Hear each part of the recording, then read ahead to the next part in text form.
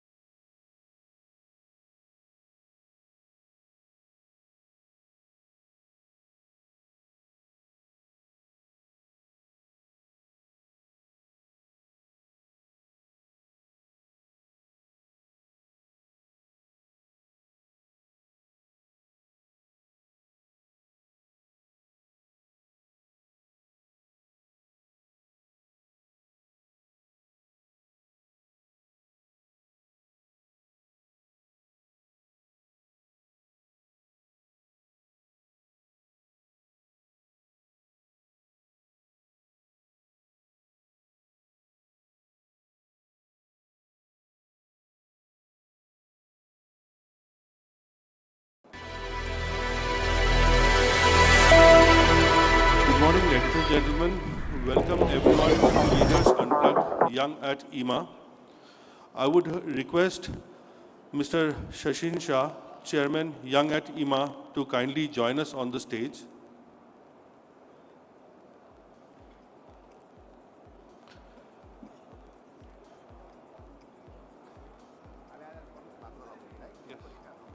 May I request Mr. Sonil Mathur, Managing Director and CEO, Siemens India Limited, to kindly join us on the stage.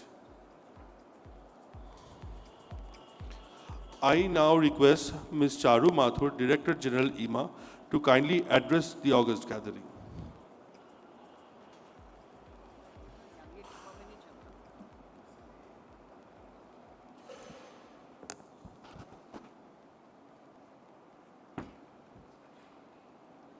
Okay, Tushar, for starters, August gathering and all don't go very well with Young at IEEMA. So it's a very young addict. Good morning, everybody. Good morning. Sunil, thank you so much for accepting this. I know you said that an intimate gathering, chattering, venting, but the interest was so much that we kind of were forced to and change the format, and thank you for accepting.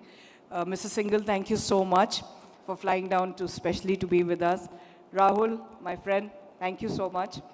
For those of you, you know that we have mentors, leaders who inspire today here with us. I'm very, very pleased to welcome all of you to this very first initiative of Young at IEEMA in this year. And this is the first in the series called Leaders Unplugged. Young at IEEMA, as many of you in the audience know, was constituted to get together the third and the fourth and the fifth generation of leadership from our companies together. And initially it started out as a platform to network and learn from each other. And it's evolving now as an institution that can give back to the country, give back to the association, plus it has elements of learnings and exposure for the members of Young at IEEMA themselves. We often speak about growth, impatience for growth, be it industry, be it manufacturing, be it exports, but leadership growth as well. Leaders Unplugged embodies this philosophy of growth through exposure. I think somebody is competing with us on this. All right. What we wanted to do with Young at IEEMA was to create an institution that brings together the dynamism of the young leaders and how to kind of channelize it. Today's session offers an unparalleled opportunity with Mr. Sunil Mathur here, Mr. Sanjay Singhal here, and Rahul here, to learn, to understand their journeys, see what you can pick up for the leave for Young at IEEMA and for your own personal journeys and for your businesses, and take it forward. I'm hoping that these will be very, very interactive sessions. And with that, I think I should just hand over to Mr. Siddharth Bhatoria, President-elect, to give a few remarks, followed by Vikram, the President, IEEMA, to say a few words.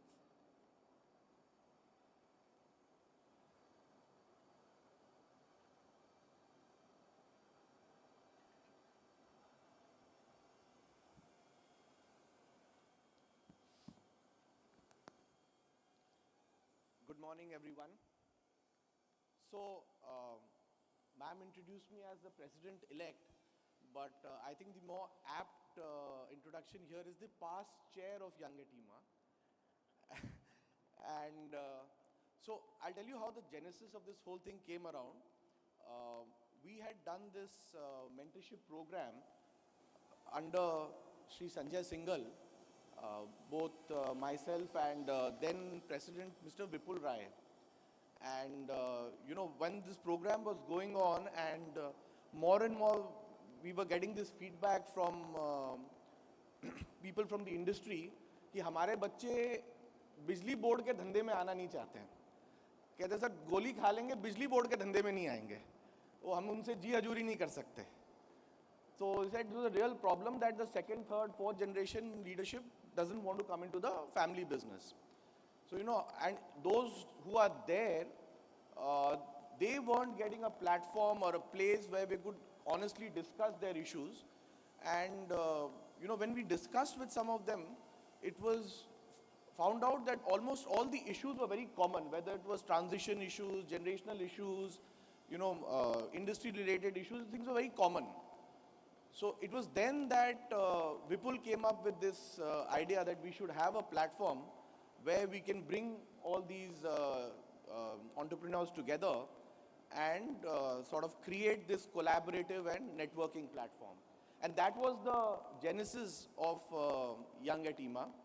And really, it is a great honor for all of us that Sanjay ji is here today, because this sort of thought germinated during that mentorship program that Sanjay ji was running for us, and he was telling us that for every 2 hours of discussion that we'd have over VC, and these were COVID times, so this was entirely done over Zoom, and he would come prepared with slides and 8 hours of presentation, 8 hours of hard work before he came, and he would give us some homework, and and we would be less prepared, and he would be far more prepared, and he knew our numbers much better than we did. So when we actually got together to get this platform together, we received some very, very interesting feedback. And that's how this Young at IEEMA journey started. And the first program that we did at Young at IEEMA was this industrial visit to Germany, where we went to Hanover. And interestingly, Sunil ji was there at the Siemens stall, and he took the entire group around the Siemens stall, showed us around, told us about Industry 4.0, and then sent us to the Siemens Arnberg factory, where we actually saw Industry 4.0 in its full thing. I was telling him in the morning that one of those who came was a meter manufacturer, and he got so inspired and he got so stung by the whole Siemens experience and the whole Hanover experience. He's actually scaled up his company some 20x in the last 3-4 years. So he's done incredibly well, and he still tells me that it was that exposure that I got at Siemens and the exposure that I got at Hanover that really got him thinking as to what are the possibilities of rapidly scaling up to that level. So that was actually the first event that we had at Young at IEEMA. We've had since a couple of industrial visits, both domestic as well as international. Kabra ji is here. We went to the RR Kabel factory at Vadodara. So ironically, the first 3 programs are right here.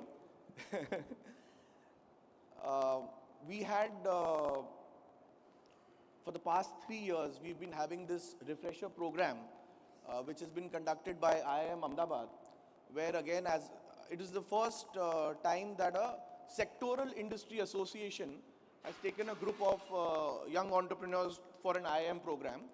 And with Professor Singla, we actually spent a lot of time in curating the program for the electrical industry. And I believe this is going to be the 4th edition this year. And we've already had 3 batches and some extremely good feedback that we've had there. But I think the most interesting of all the programs that we've had so far have been the retreats that we have had at Lonavala and Jaipur, where the peer-to-peer learning that has taken place amongst all the fun and frolic and all the games has been just outstanding. So I think that idea of that collaborative learning and that peer-to-peer sort of learning has been just outstanding. And that's when you really realize that there's no problem which is new. All problems have actually taken place. There's just a solution where you need to find either from your peers or as Single ji kahin na kahin likha hoga.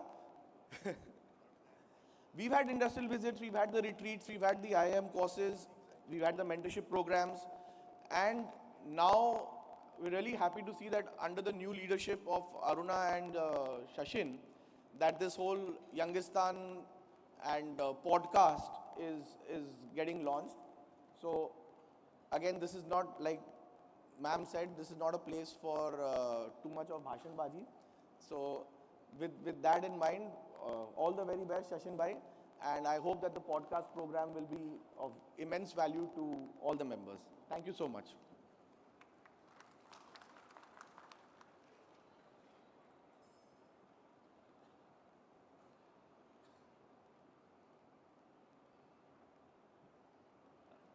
Good morning. Good morning. Yeah, yaar, young hai yaar, kya young? I can't hear anybody being here. So I don't want to speak here because you have not come to listen to me. You have come to listen to Sunil, Sanjay, and Rahul. But just 2-3 things that struck my mind. That I was when I joined Siemens for about 40 years ago, I was very young. And IEEMA was there. I worked a lot for IEEMA's activities, and today also I am working for IEEMA's activities. So I don't know, IEEMA is young or we are young. Both are young in my opinion. Yeah? So, the other thing that I want to say is that from the president side, I will assure Young at IEEMA community full support for whatever you want to do, you think you want, to take a delegation, you want to create some new platform, please go ahead. I will not, I will push everybody that you do, you get whatever you want. So I have no other message. I think it's time the main event takes off. Thank you.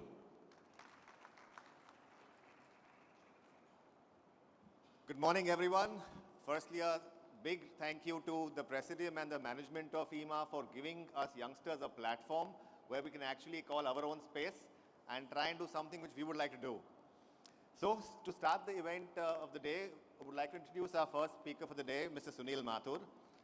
Sunil Mathurji is the Managing Director and CEO of Siemens India Limited, a position he has held since 2014. A company veteran with over 37 years of experience, he is the first Indian to lead the regional operations of the German conglomerate. As of early 2025, he also took the additional role of Chairman of Siemens Energy India Limited, following its demerger from the parent company. Talking of his professional background, Mr. Mathur joined Siemens in 1987 as an internal auditor in Delhi. He has spent nearly 4 decades with the firm, holding various senior management roles across India, Germany, the UK, and United States. Before becoming the CEO, he served as the Executive Director and the CFO of Siemens Limited from 2008 to 2013. During this period, he was a member of the Global Finance Management Team for Siemens AG. His experience spans multiple industry sectors, including power generation, industrial automation, and energy. He has been the key figure in navigating the company through significant turnarounds and strategic shifts, particularly in compliance and digital transformation. Mathurji is a chartered accountant by education, and he also owns a degree in Bachelor of Science. Besides his role of leadership in Siemens, he's had leadership roles in various industry associations. He's been a member of the National Council of CII and FICCI. He's been the chairman of the CII National Committee of Multinational Companies and Committee on Smart Cities. He's been the past president of Indo-German Chamber of Commerce and the Bombay Chamber of Commerce and Industry. He's been on the board of leading companies like CNS Electric and Siemens Energy India Limited. He's the independent director on companies like Torrent Power Limited, Thomas Cook India Limited, ITC. He's also the director on Siemens Healthcare Private Limited and Havels. He's been awarded with various recognitions and awards. To talk particularly of a few, he's been the recipient of the Ramakrishna Bajaj Award for Good Governance from Rotary Club of Bombay. Under his leadership, Siemens has focused heavily on ESG, that's environmental, social, and governance, including decarbonization and achieving a higher representation of women leadership. He's a vocal proponent of using AI, high automation, and Industry 4.0 technologies to enhance manufacturing accuracies and efficiencies in India. So please welcome with a round of applause, Mr. Sunil Mathur.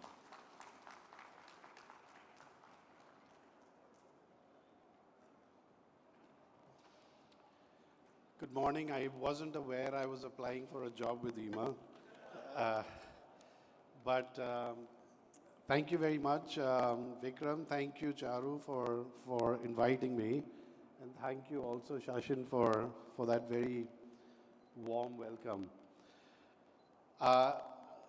Charu sent me a list of things that she would like me to cover, and I was kind of trying to figure out. She said it'll be a quiet fireside chat with a couple of young leaders, and it can be a question and answer session as well.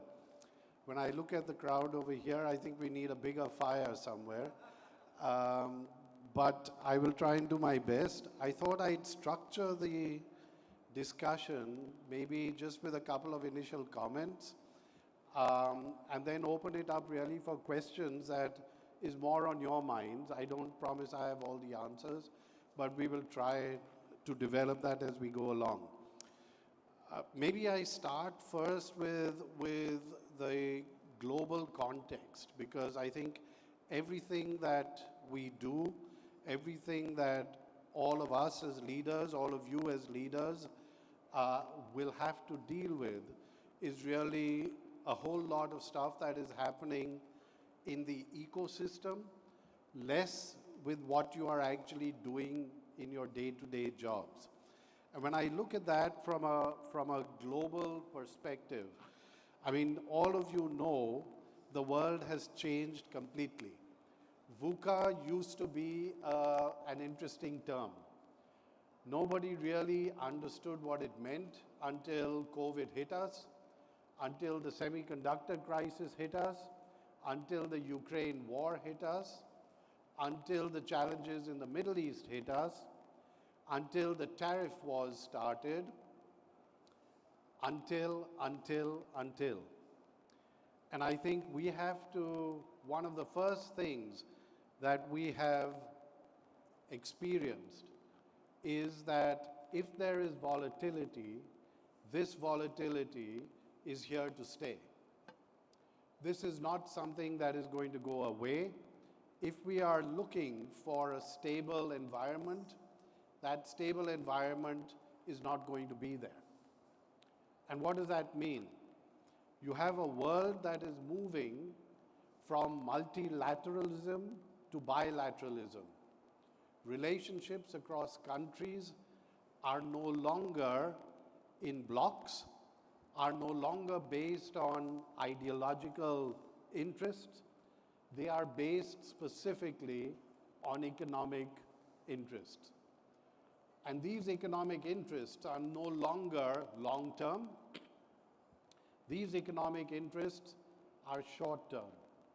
And why are they short-term? Because we don't know anymore, and we can't rely anymore on what the medium or the long term will look like. Things are changing, even there. We started off with the EU-India FTA. We thought we had a US-India FTA. Things changed. One was signed, the other not yet. Things changed again. Tariff structures that we thought had been frozen were put in question again. The other trend that is coming up is the weaponization of technology and critical resources. This is being very clearly used by countries to negotiate their own positions, to safeguard their own supply chains, and to develop dominance over the rest of the world. And you see this very clearly across multiple geographies around the world. The third major dynamic that is happening globally is the boom of AI and consequently data centers. And along with the boom comes a lot of uncertainty. Along with the boom comes the fact, do I know enough about AI? Do I know what AI can actually do or will do to disrupt my business? Will AI still be, is AI really relevant for me today? How can AI be relevant for me tomorrow? Is it an opportunity? Is it a threat? And these are questions that are emerging. The answers to these are emerging, and there is no real answer right now. Linked with that, you have global trends that are happening. Climate change is a very real trend. Tourism in Switzerland has reduced by 1 day every year for the last 5 years because the ski slopes are melting and there's not enough snow over there. 1 day of tourism in Switzerland has a huge impact on the GDP of the country. We have seen that in India as well. Floods, famine, drought, all of these are becoming issues that you hear much more about. Technological disruption, the second trend. And I'm not talking only about AI. I'm talking about technological disruption in manufacturing, in your industries, in tourism, in transportation, in logistics, in airports, in ports.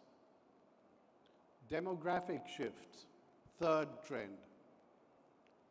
countries are getting older. They have less social insurance that they can fund, and therefore they have to find ways and means to actually fund this. How do they continue to meet all the requirements that they have been having and built up over the years in the years ahead?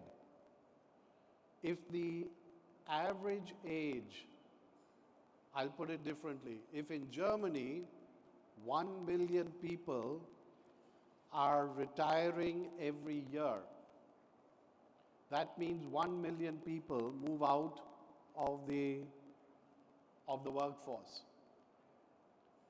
When you don't have a productive workforce anymore, you have no other option but to look at technology. But that's not adequate, because you need people to run the technology and you need people who know how to take the technology to the next level. You have a fracturing world, fourth trend, a world which is no longer cohesive. The global world order no longer exists. The United Nations, the World Trade Organization, the World Health Organization are completely ignored. The ways and means of doing business cross-country, cross countries, cross geographies, built on beliefs of democracy, of equality, no longer exist. Fifth, when you have these disruptions happening, you begin to see social insecurity creeping around the world. Governments in Europe are increasingly becoming rightist. Governments in other parts of the world are also fighting for jobs. They're fighting for livelihoods. This is no longer a question of luxury, it's a question of survival. And that is really the environment in which India finds itself. That is really the environment in which you find yourselves in the businesses that you will be leading and the businesses that you are leading. Now, when you look at the way manufacturing is developing and you look at your own businesses, you're beginning to find you have to be competitive. The fight for productivity is becoming real. The fight for flexibility is becoming real. You don't know whether the volumes that come at you from your customers will continue. You don't know whether the requirements of your customers will continue to be the same. You don't know whether the cycle that you have been working in will continue. You don't know whether the customers you have today will exist tomorrow. So flexibility is becoming a critical factor. Efficiencies of manufacturing, efficiencies of doing your business become even more real. Speed and scale are becoming absolutely critical. Customers are moving from serial manufacturing, give me whatever you have on your production line, to mass customization. Every customer has a specific requirement. But how do you deliver tailor-made solutions on a line that has been built for serial manufacturing? How do you do that? Quality is no longer a nice to have. It's an underlying expectation. No longer can major companies, multinationals turn around and say, pay us a premium because we provide quality products. No customer pays for quality anymore. Every customer expects quality as a given. And then you have reliability. Reliability and resilience of your supply chains. While you can be absolutely sure of how you manage your own business and your own workforce, you have a whole lot of variables out there that you have no control over. How do you ensure resilient supply chains? Linked with that, and linked with the context of all of these factors coming together and AI and everything coming, cybersecurity is no longer an expectation. It could happen, but it won't happen to me. It'll happen to everyone else. It won't happen to me.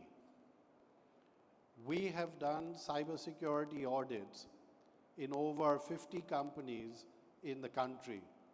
80% of them have had more than 70% vulnerabilities, and they didn't know about it. Vulnerabilities in their machines, vulnerabilities in their automation software, vulnerabilities in their supply chains, vulnerabilities in their banking systems, vulnerabilities in their order processing systems. And they did not know about it. And finally, regulators are coming out with increasing requirements around sustainability. Green is no longer a fashion. Green is something that is here to stay, and regulations are becoming even more critical there.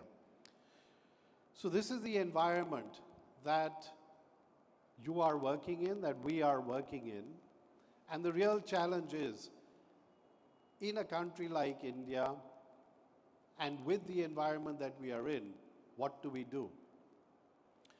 I think the government has done an amazing job in the last couple of years.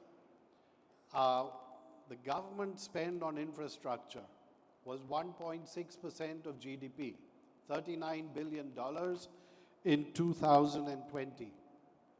That has risen now to 4.4% of GDP, which is now $139 billion being spent every year on infrastructure. Now, announcements were made in the past. Implementation was 30 to 40%. So what has changed? Today, 80% of those announcements have actually been implemented. 37,000 kilometers of rail network have been electrified in the last 8 years. That is equivalent to the entire network of Germany. The number of ports that have been built in the country, almost 90 ports have been built in the country in the last 8 years. 70 ports will be built in the country in the next in the country in the next 5 years. We are looking at, and you guys know this, doubling the generation capacity, doubling the transmission capacity. And why is that? It's because you're getting a focus on renewables. It's because data is becoming the new oil. It is a boom of data. The question really is, what do you do with that data? How effective can we use that data? That data was earlier used to give you your telephone bill at the end of the month. It then graduated to providing information about the spending that you are doing on shopping. It then graduated to providing information about the films that you are watching. It then graduated to providing information of which parts of the country are you traveling in. All of this is valuable data. All of this is data that has got a real value attached to it. And this is really the new world. This is the world that we are in right now. It's a world that is evolving. My technology people tell me every 3 months a new technology is hitting the market. We can stay behind it and do a catch-up, or we can choose to lead the narrative. And that is the challenge that we have in India. When I look at India, we are the only stable, truly stable democracy in the entire geopolitics. We are economically the most stable country in the world. We are the fastest growing country in the world. 70% of India has not been built yet. Please take that as a statistic. 70% of India has not been built yet. That is the future for the young leaders ahead of us. How you build 70% of India will now depend on all of you. The first trillion GDP took 60 years to achieve. 2000, we achieved the first trillion GDP. The next trillion was achieved in 12 years, 2014. The third trillion in 8 years, 2022. The fourth trillion in 3 years, 2025. So India's economy is booming, but it has just started. And what does this mean really for the future and the focus that India has? Innovation and AI will be critical for India to maintain its leadership in the world. Urban and advanced infrastructure will be critical to build India's future. Manufacturing growth will be the future of India. We cannot rely only on agriculture for India's economy. We cannot rely only on India's monsoons for India's growth in economy. We will have to focus on shifting manufacturing from 15% of GDP to 25% of GDP. What does that mean? GDP today, $4 trillion, 15% roughly, $600 billion. If we have to grow, let's say we grow to $5 trillion, 25% of $5 trillion, $1.25 trillion. That means $625 trillion contribution to GDP. What does that mean? It means at least double that amount in terms of capex required to deliver that GDP output in manufacturing. What does that mean? It means $1.5 trillion of capex will come into the system in the next 5 to 10 years. What is happening around the world today? Digitalization and an integration of infrastructure, hardware, software with an underlying layer of AI. And what does that mean? It means a boom in the requirement of data.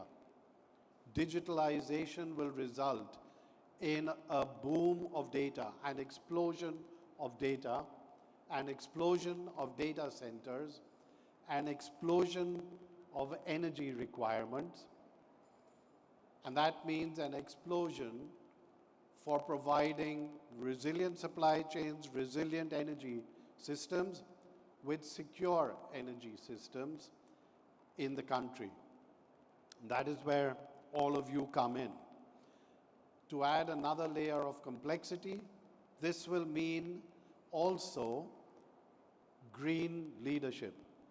We will need to do this in a sustainable manner. And this is really the blueprint that the country has put out for us. This is the blueprint where if we have to achieve $30 trillion economy by 2047 under the Viksit Bharat program, it means a growth rate of 8 to 10%. And that is really the challenge that you as young leaders have ahead of you. Going from or taking India from a 4 trillion economy today to a 30 trillion economy in the next 20 years. And that's not going to come easy, and that is not going to come in the same way as it has come in the past. What got us here will not take us there. The environment is completely changed. It is no longer stable. It is volatile in real terms. So you're going to have to deal with volatility. You're going to have to deal with technology entering the workspace every 3 to 6 months. Disruptive technology. Technology that will completely change the landscape of the way things are done and have been done in the past. The focus on sustainability is going to increase. It's not going to decrease, it will increase because climate conditions will start impacting your businesses. These are factors you never really expected.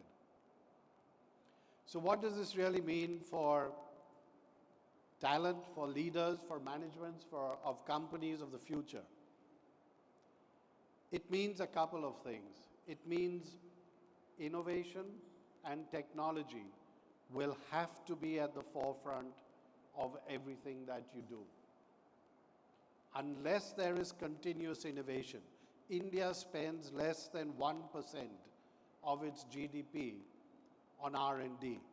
Developed countries are spending upwards of 3 to 5% on GDP on R&D. Unless we spend on innovation and R&D, unless we stay ahead of the curve in adopting the latest technologies, artificial intelligence is just one of them, but we hadn't heard of artificial intelligence 5, 10 years ago. What will come 3 years later? And you have to be ahead of that to really keep your eyes and ears open to figure out what are the trends that are coming that will impact your business directly, but more importantly, indirectly. What is it that is going to be impacting your customers? That is even more important. Third, business models are going to change.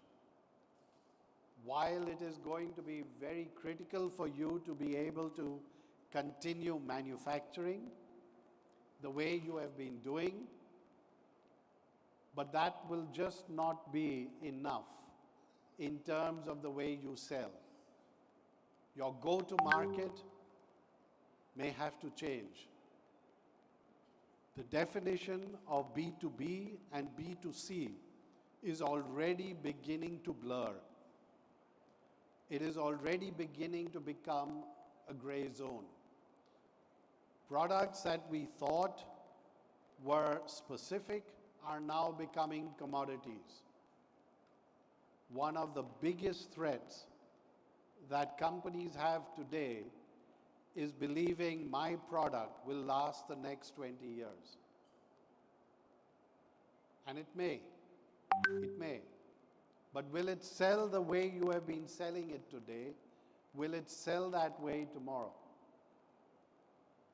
And if not, what are the alternative ways that you can use to disrupt the way you sell in the market? Talent and skilling is going to be the next major challenge that you will have. You can't do everything yourself. You will have to rely on a workforce and on a team that is smarter than you. But I'm not used to working with people who are smarter than me. I am used to telling people what to do. And that is not going to help me in the future. Because I cannot and will never know how markets are going to develop, which geographies are going to change, which technologies are going to come in, what is the smartest way of manufacturing, how I can achieve speed and scale at the same time achieving efficiencies and flexibility. I just can't do it all myself. So finding the right people, finding the workforce is going to be critical. And then skilling yourself, upskilling yourself, cross-skilling yourself, accepting the fact that the world is moving at a pace that is much faster than I have visibility over. This is probably one of the most difficult challenges that leaders in companies have. For many years, we have led from the front, have told people what to do, have provided a direction, and the entire company has moved over there. We have been convinced that what we do is the only way to do it. The workforce has looked up to us and have done what we have told them to do. No longer.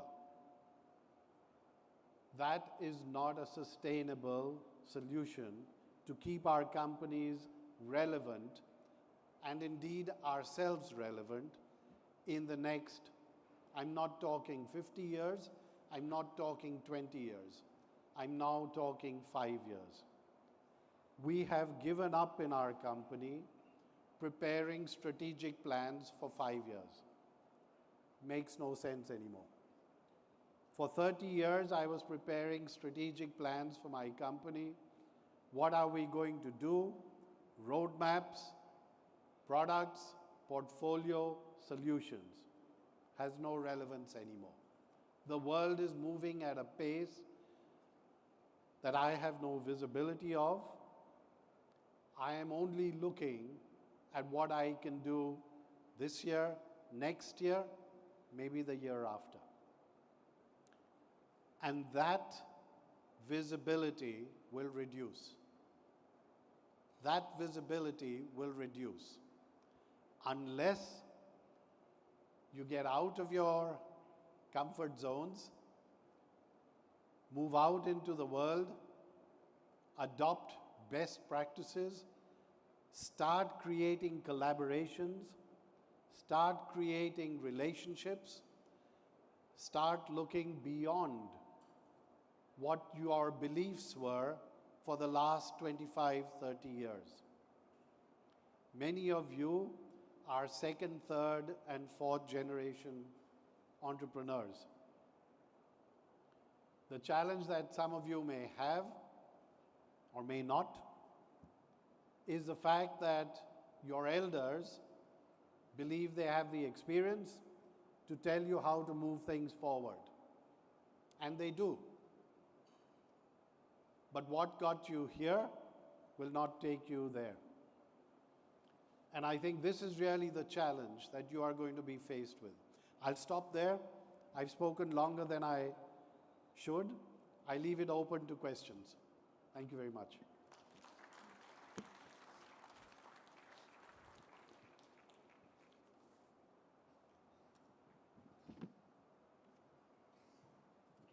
So can we have some questions from the audience? Can we start with you, Ajay?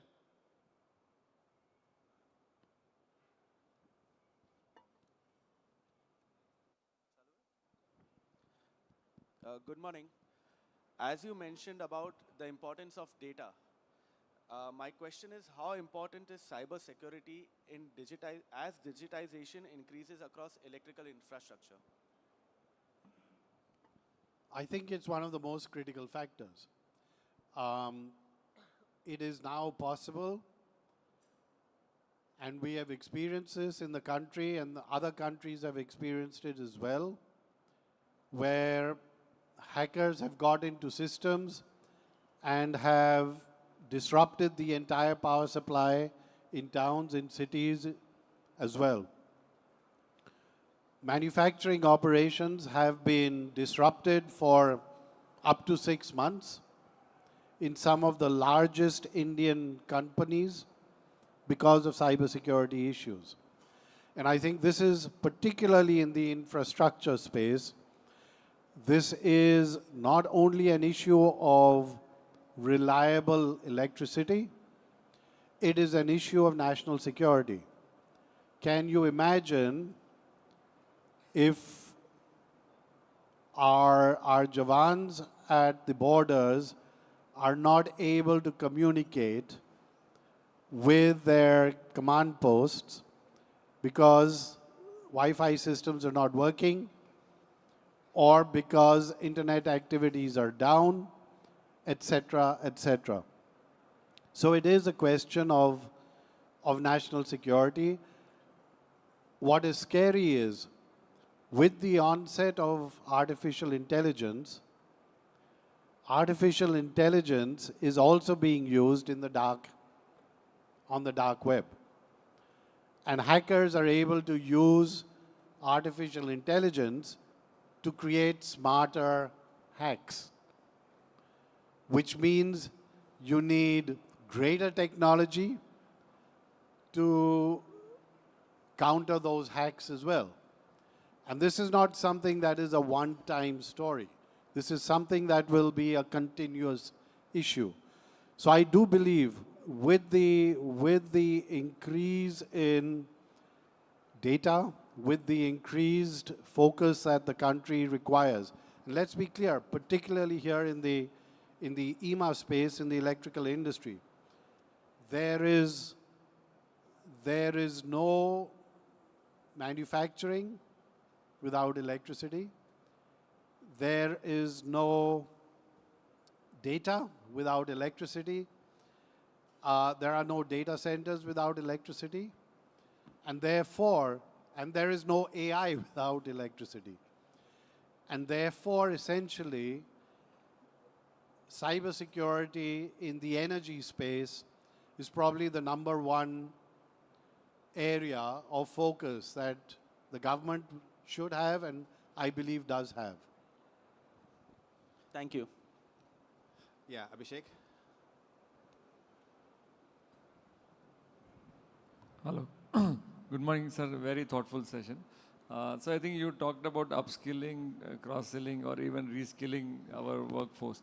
So with the advent of AI or smart manufacturing or even Industry 4.0 or other latest technologies, so what are the initiatives are being taken at Siemens group level to reskill their workforce? And what are the things our medium-sized or small-scale industries can do for reskilling, upskilling?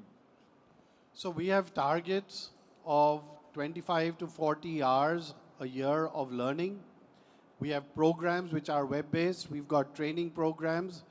Look, we have a workforce in the company that was used to selling hardware, used to responding to a technical specification. Dear customer, you tell me what you want, and I will quote the cheapest price to you. That narrative is now changing. The narrative that is changing is, we are a technology company. You tell us what is your biggest problem. We should be in a position to find a technological solution for it.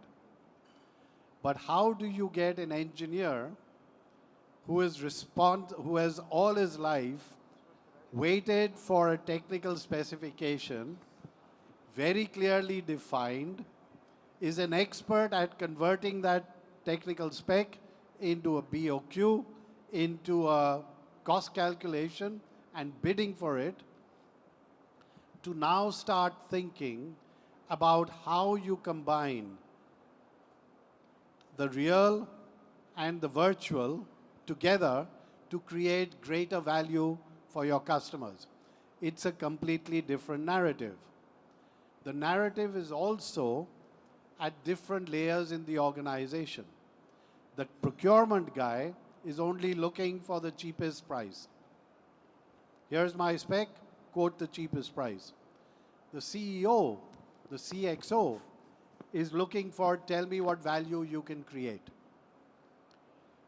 So the question that companies like ours are having to face is, when I go into a noodle plant, I can go in and say I can sell switchgear, I can sell automation.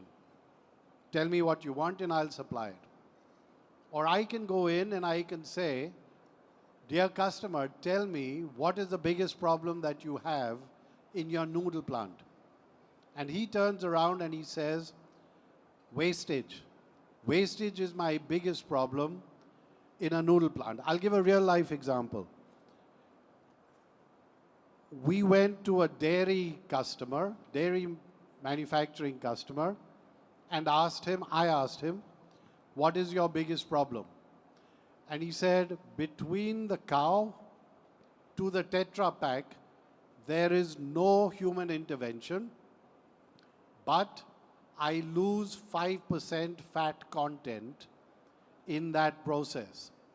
Can you please help me identify how do I save that 5% fat content? Now, this is a discussion that requires, it could be something in the heating, in the air conditioning systems. It could be something in the automation system. It could be something in the entire process of the plant. And the real challenge that companies like us have is, how do I now get engineers who can talk that complete language? Right? Who can find a solution to this entire problem. And that solution may be hardware, it may be automation, it may be software, it could be a combination of all three of them. By the way, it could also have a layer of AI interspersed across all three of them. Do you find an animal that can put all of that together to give one response to the customer? But this is the challenge that companies like ours are facing. We are in pharmaceuticals, we are in steel, we are in cement, we are in automotive.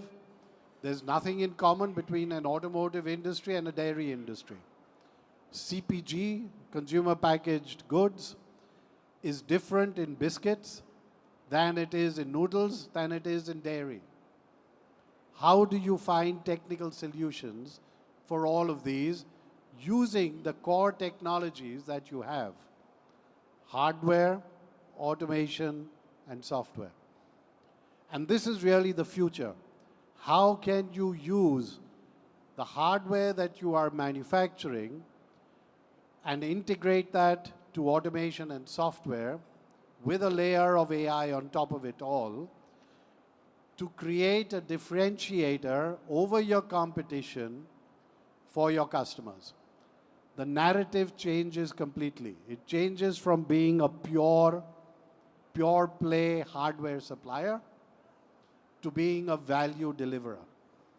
And that's what we are on a journey of. And I would encourage that companies that want to evolve start that journey sooner than later. Yes, Siddharth. Good morning, Sunil sir and Sachin. It was a insightful session so far. Like Sunil ji, you mentioned that India's GDP need to grow from 15 to 25%, and we as a IEEMA member and manufacturers need to enhance the scale of manufacturing. How the Indian government, which is negotiating FTAs with UK, Europe, and deepening the ties with US, how the export for electrical equipment need to reshape for aligning between the growth as well as manufacturing skill? So I'll try to answer that question in two parts. One is, while it is good to be looking at exports, we have a potential market of 1.5 trillion in India. And that market is a real market. It is not a hypothetical market anymore, based on the experience we have seen in the last 5 years. And therefore, I would rather say where the FTAs are more critical for us is, can we make imports easier, but then move towards import substitution to ensure reliable supply chains ourselves and step up into increasing backward integration. Right now, we have been used to manufacturing the end product, but we have relied on a whole lot of domestic and external customer suppliers to feed our supply chains. With the volatility that is going to happen, or that is already happening, will continue in the years ahead, backward integration will become even more critical.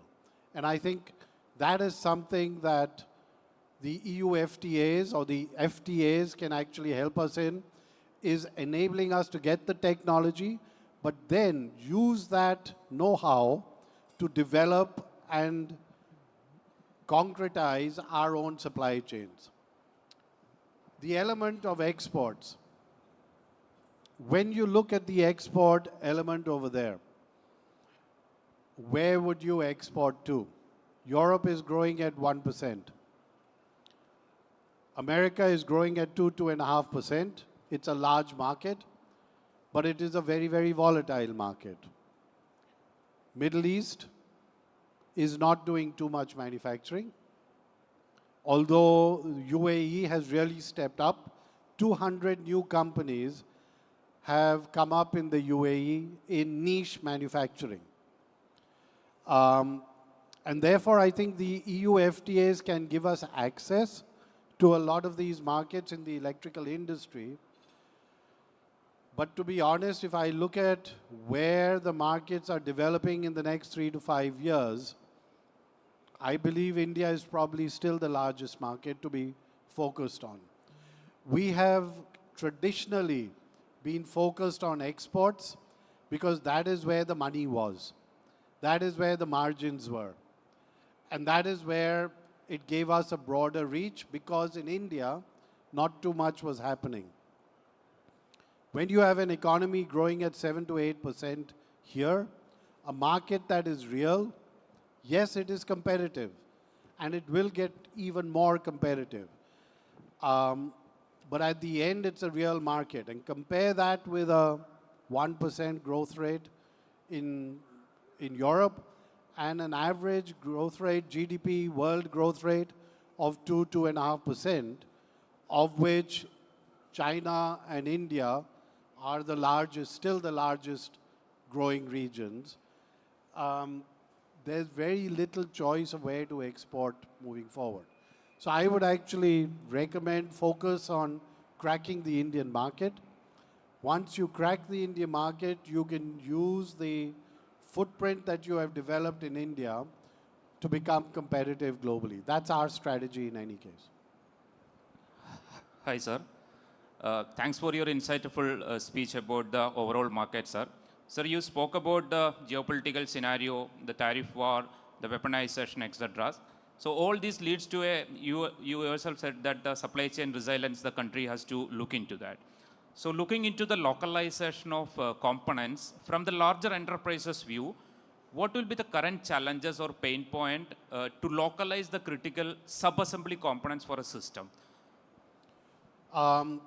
Very good question, and I can tell you very clearly the challenges that I'm facing in localization. One is finding a supply chain locally.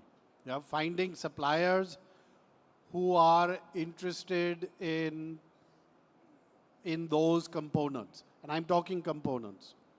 Second is finding suppliers who are willing to enter into collaborations abroad in order to get transfer of technology.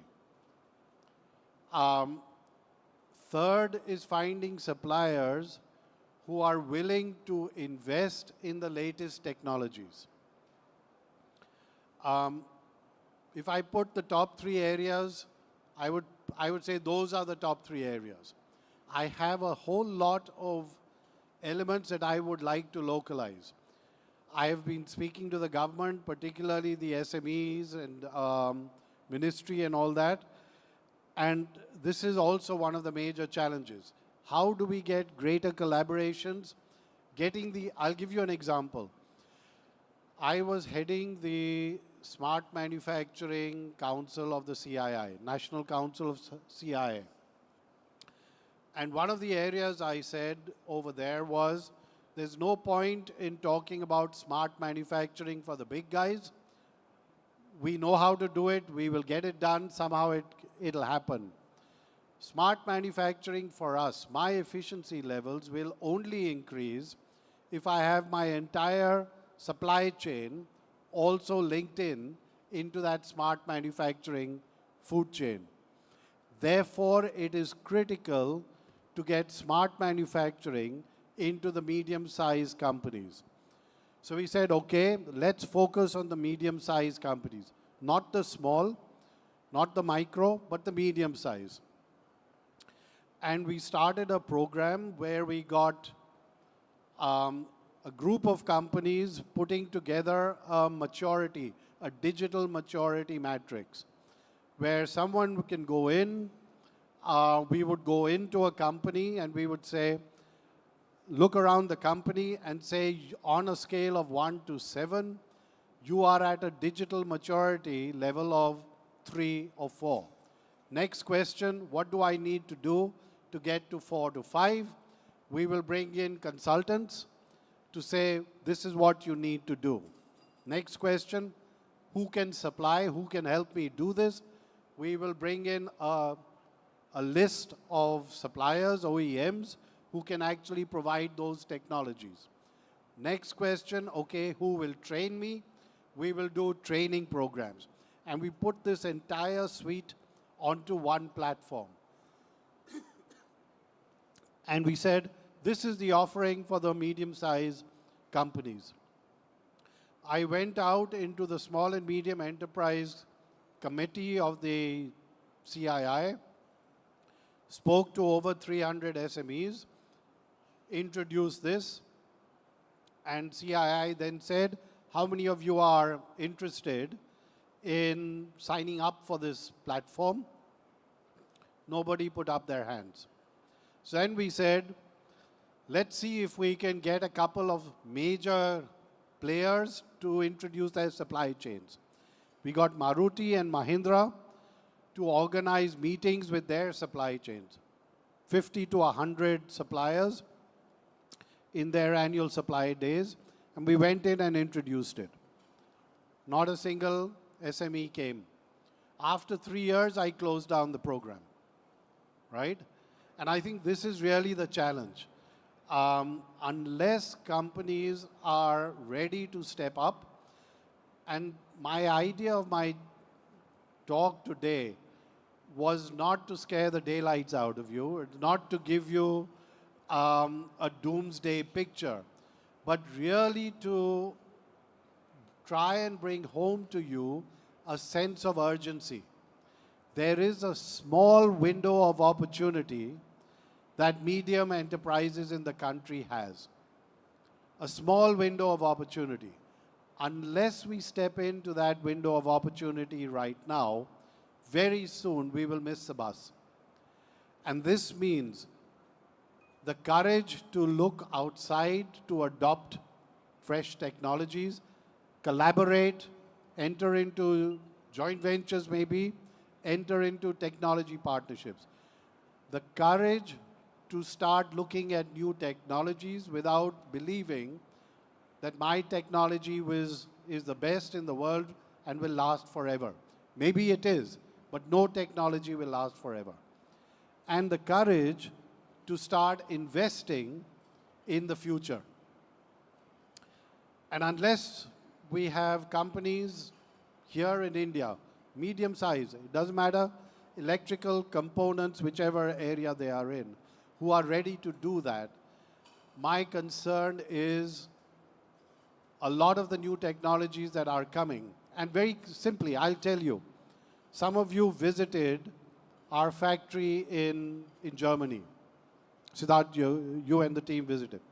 That factory has a performance level, a productivity level, and a quality level of 99.99%. The average productivity level in India is 75%. There is no way you will bridge a 25% productivity level just with upskilling your labor. You will need technology. Very soon, it will be cheaper to manufacture in Germany than to manufacture in India because of that 25% gap, because in the past, India was competitive because of its cheap labor. That competitive advantage is gone. Now it is technology that is taking the front role. And therefore, I would urge companies as soon as possible to start looking at the three areas that I talked about. Thank you, sir. Thank you very much, Sunilji. I'm sure with your depth of experience and knowledge, we can probably go on all day long. But keeping in mind our shortage of time, we'll kind of wrap up the session. Once again, thank you very much for a deeply insightful talk. Not only have you opened our eyes, but have also opened a brand new vision where each of us need to start taking our own institution and organization towards. Thank you, Sunilji. Thank you very much. So friends, will not take up much time. I think Siddharth has spoken to you more about what Young at IEEMA has been doing for the young members who've recently joined. Young at IEEMA is a place where we want to create young leaders for the future, not only for our industry, but for your own institution by yourself. We are conducting various activities and events throughout the year, more towards getting the bonding towards the younger generation going. As I said, we don't want IEEMA to be a place where people would say that our fathers have been going, it's a boring place. We want IEEMA to be a more happening place. And at Young at IEEMA, we're looking at getting a transformation into young leaders. Our focus is very clear. We want to create young leaders and create a leadership program for grooming people through various curated programs. We want to have entrepreneurial capacity building activities through our events. We want to give the young leaders an exposure to policy and regulatory framework. We want to create an international outlook and, most importantly, a very strong peer-to-peer bonding. For all our new prospective members, it is truly encouraging to see how Young at IEEMA has evolved over the years. We started with a small group of around 10-15 of us, and today we are a strong young community of 150 plus. So with 1,000 plus membership of IEEMA, we look at increasing these numbers and getting more and more young people to get into this forum. So what I would like to do is, would like to call my young organizing team who have helped me curate this program. Can I have my young team, Karishma, Sagar, Pratham and Ajay, can you please join along with me to felicitate Sunil Mathurji, our speaker for the day. Abhishek.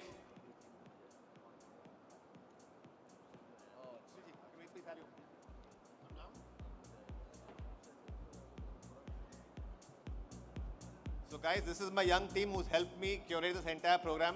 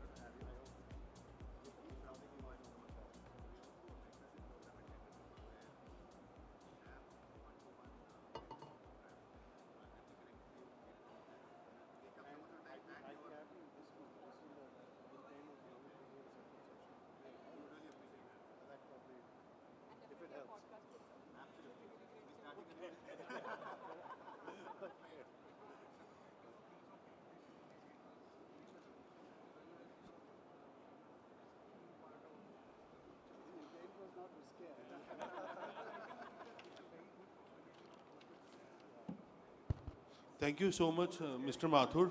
It was a great session. Now we would like to move on to our next session. Give us 2 minutes to set up the stage. And in the next session, we have Mr. Sanjay Singhal and Mr. Rahul Mirchandani. Request the audience to be seated. We will start this next session in next 2 minutes.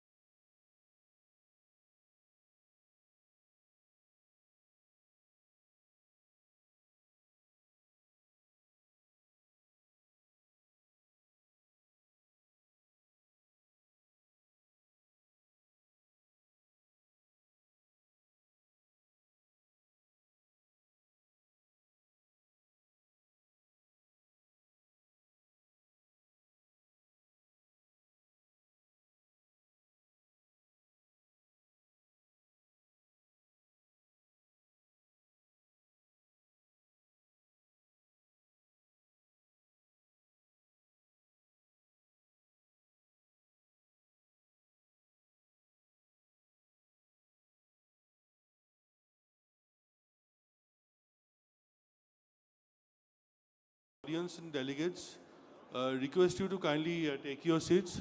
We'll start the program in next 2 minutes.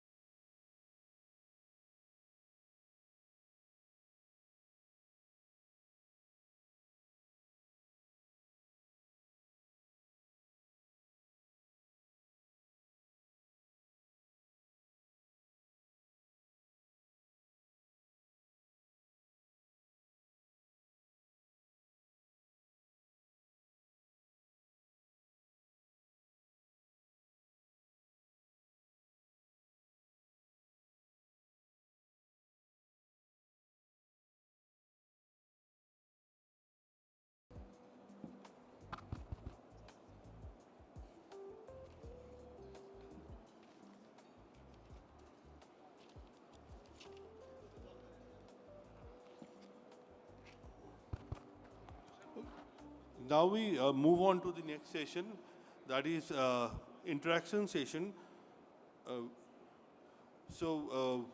I would like to request Mr. Pratham Karia, member Young at IEEMA, Mr. Ajay Golia, Ms. Karishma Prabhu, Mr. Sagar Gupta, Mr. Mihir Merchant to come on stage. I would like to request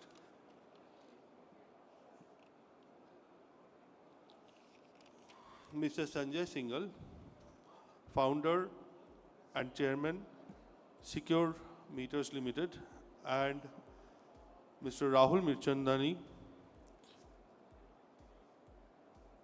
chairman and managing director, Aries Agro Limited, to come on stage. Now I would like to hand over the stage to Mr. Sachin Shah, chairman, Young at IEEMA.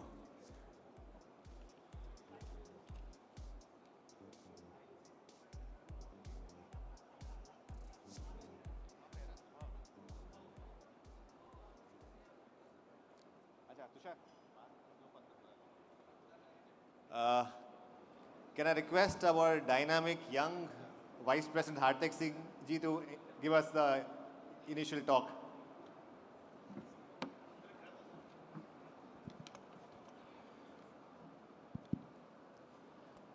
Good morning.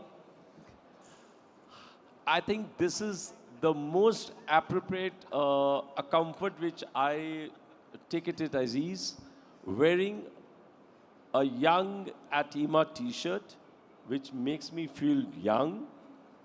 Thank you very much, for doing that. And I'll not take much of time, but let us understand it was absolutely a master class by, Sunil Mathur. That's what I related. And now just imagine the shift. We had a master class.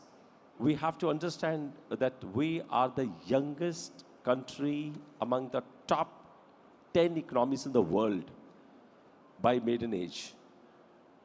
We have surpassed China, Japan, Germany. The future lies here. And when we speak, I call it an era of you are the clean energy era generation. It's a generation of power tech. And when we are talking of technology, it's very important to understand the roots on which this whole economy stands. It stands on the MSMEs. It stands on the family-run businesses. They are the core strength of the country where we are in.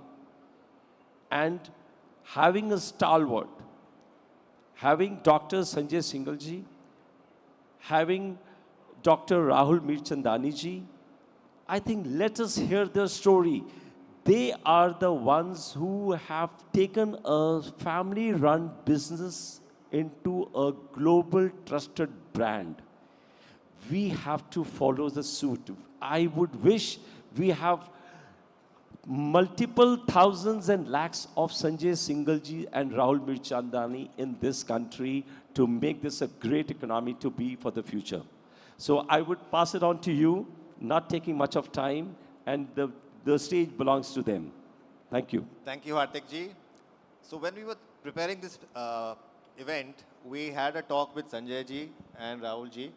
We felt that rather than having a discourse from them, I'm sure it'll be great to hear them talk from their experiences, but we thought let us make it more interactive. So we have a panel of 5 of our Young at IEEMA members, and we thought rather than them talking to us, let us pose our questions, our problems, and to get solutions from them to our questions would be something which we would all look out for. So before we begin, I'll just like to briefly introduce our 2 speakers. Sanjay Singhal ji is a known figure to all of us at IEEMA and for everybody in the electrical industry. But yet, just for the sake of the gathering, let me just quickly introduce him. Sanjay Singhal ji is the founder and chairman of the Council of Advisors and the board of Secure Meters Limited, an Indian multinational headquartered in Udaipur. A figure often described as a polymath. Singhal ji is unique in the corporate world for having transitioned from a self-taught electronics pioneer to a leader in digital preservation of ancient Sanskrit heritage. His corporate legacy, he is known as the father of the electronic metering in India. When Sanjay Singhal ji founded Secure Meters in 1987, the Indian power sector was plagued by massive technical and commercial losses, a polite term for widespread energy theft and tampering. He is widely credited with introducing the first electronic energy meter in India. Unlike the mechanical meters of that time, these electronic devices could detect tampering and provide accurate data, which fundamentally changed the revenue models for Indian utilities. Despite graduating as a geologist, Singhal ji taught himself the intricacies of electronics and software. This outsider perspective allowed him to challenge the industry conventions and work closely with global inventors like John Spenceley Fieldin, whose technical brilliance Singhal ji eventually synthesized into commercial products. Under his leadership as managing director, Secure Meters expanded into a global entity with a presence in UK, Australia, Europe, and Southeast Asia. Through his Dharohar Foundation, Singhal ji has launched one of the world's most ambitious cultural projects called Sangra, known as the Sanskriti Project. The mission of Sangra is India possesses an estimated 40 million ancient manuscripts, many of which are physically decaying in private and temple collections. Sangra aims to create a digital descriptive catalog of 2.5 million of these manuscripts to make them searchable and accessible to the world. Singhal ji applied his engineering mindset to this cultural problem. He designed a custom workflow architecture that coordinates over 300 full-time staff, including Sanskrit scholars and software engineers. The project doesn't scan pages, it creates high-quality metadata. This includes manual paging and detailed descriptions and allowing scholars to search for specific themes or authors across vast descriptive collections. Singhal ji, in his current role as chairman of the Council of Advisors of Secure, he focuses less on daily operations and more on mentoring. He encourages engineers to understand the intersection of hardware and software. He is known for a no-nonsense approach to ethics, often emphasizing that the integrity of measurement is reflection of the integrity of the company. Beyond business and Sanskrit, he is an avid photographer and teacher. He views these hobbies not as distractions, but as a way to refine his observation skills, a trait he considers essentially for any problem solver. So ladies and gentlemen, please welcome Sanjay Singhal ji.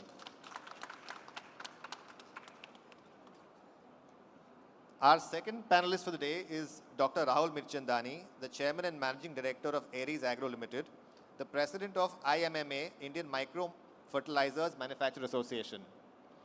Dr. Mirchandani has 30 plus years of experience as Director of Aries Agros Limited and has been awarded the CEO of the Year 2024 and consistently ranked amongst the 30 most innovative CEOs in India since 2014.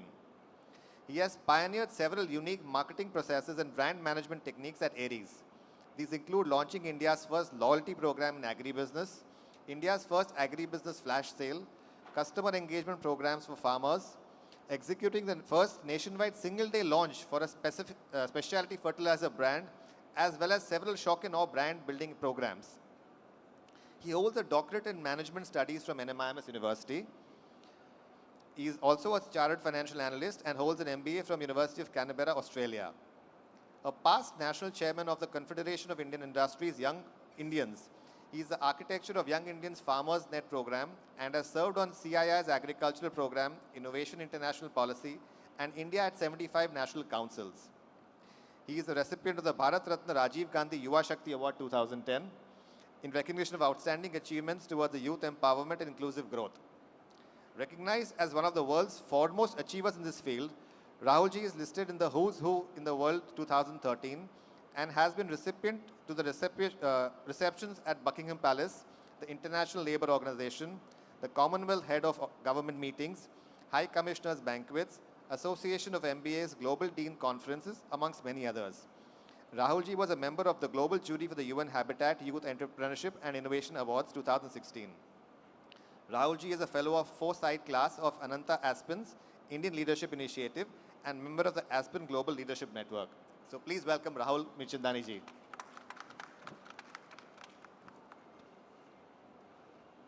So going ahead, we'll start straight with the fire and questions session. So can we have the first question? Can we start with Karishma? As we say, ladies first, we'll start with you. Can you start with the first question to Sanjay Singhal ji?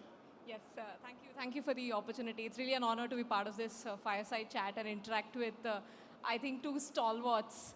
So, Sanjay sir, my first question is to you. You know, Shashin Bhai just now read your impressive work. You know, you're like a businessman, an innovator, a philanthropist, someone who's preserving the Sanskrit language, is also a mentor.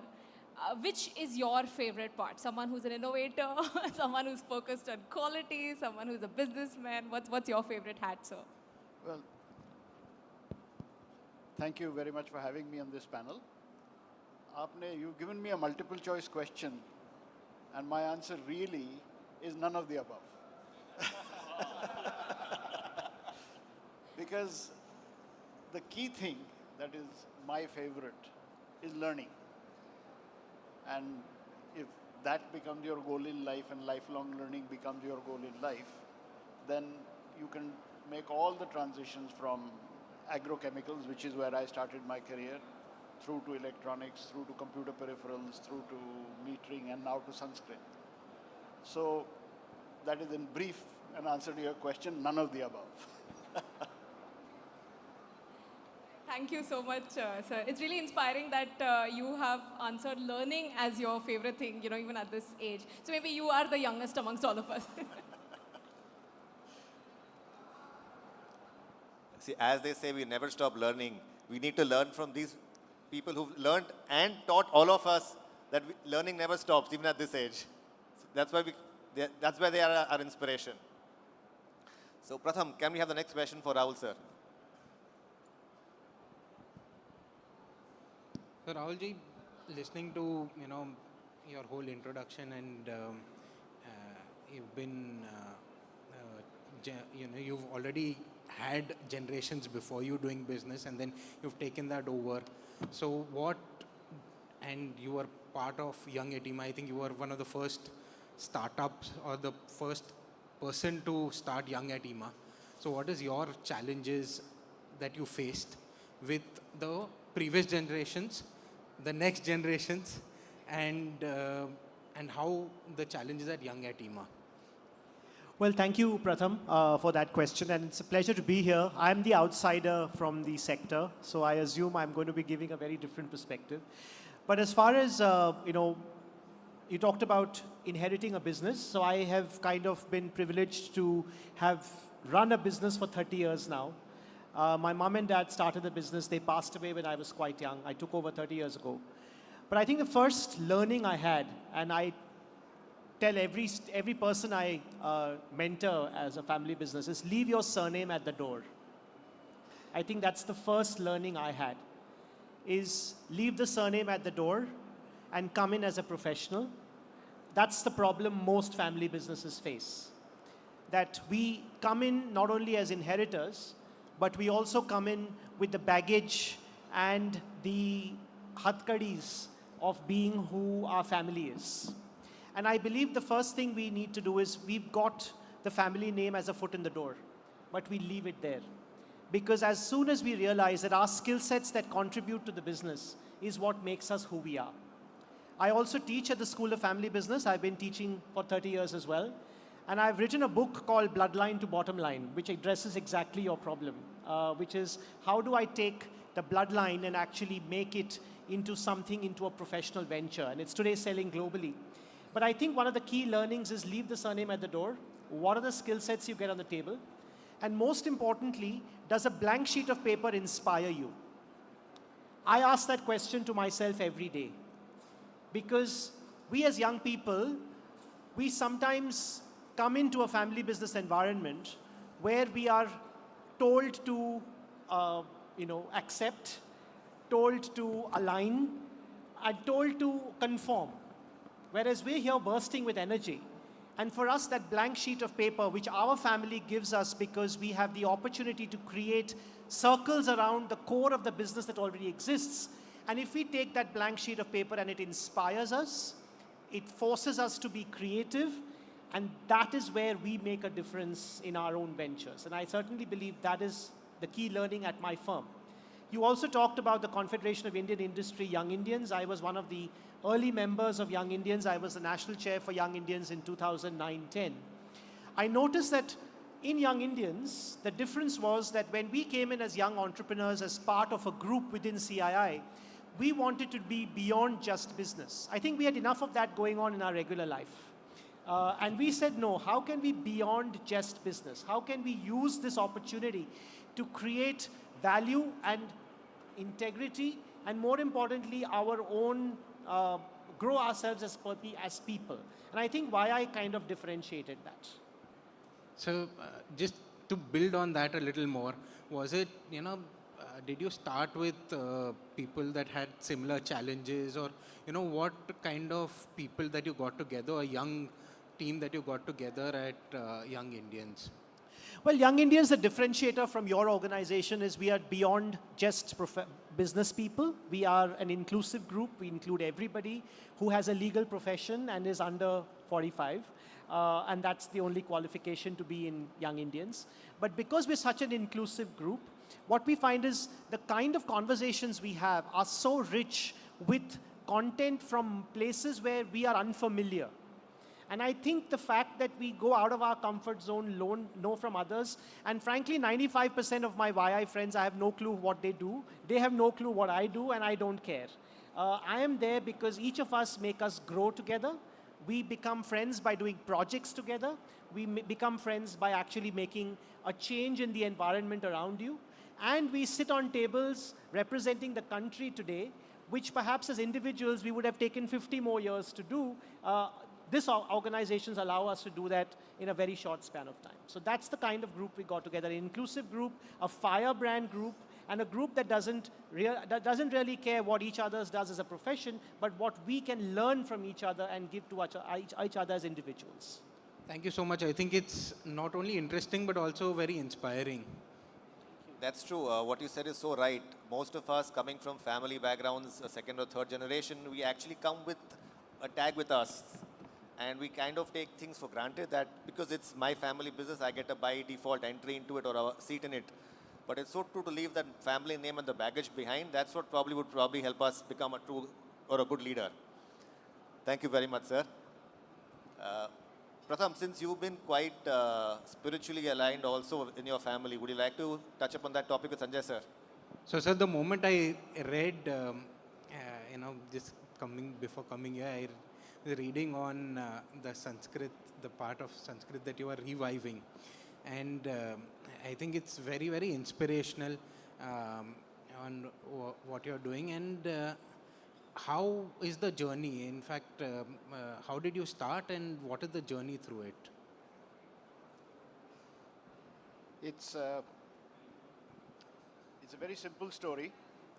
I had, when I was 51, decided that I'll stop taking an active role in the business when I'm at the age of 60. That required a lot of planning. That planning started 9 years before I actually decided to step back. And the key question to me was, beyond 60, there's a lot of life still left, about at least 20, 25 years. What will I do in that time? And the short answer I came up with was the most inspirational book that I have read through my life, but I've only read it in translation, which is the Mahabharata. So I said, well, I must learn Sanskrit so that I can appreciate this text, which has inspired me for so many years, in its true linguistic sense and its true poetic beauty. So I didn't step back from the business at age 60. I stepped back at the age 61 and started to learn Sanskrit. And that took me to attend the World Sanskrit Conference in Vancouver, where the keynote speaker talked about the myriad of problems that India has in preserving our ancient manuscripts. And she had been the director of India's National Mission on Manuscripts.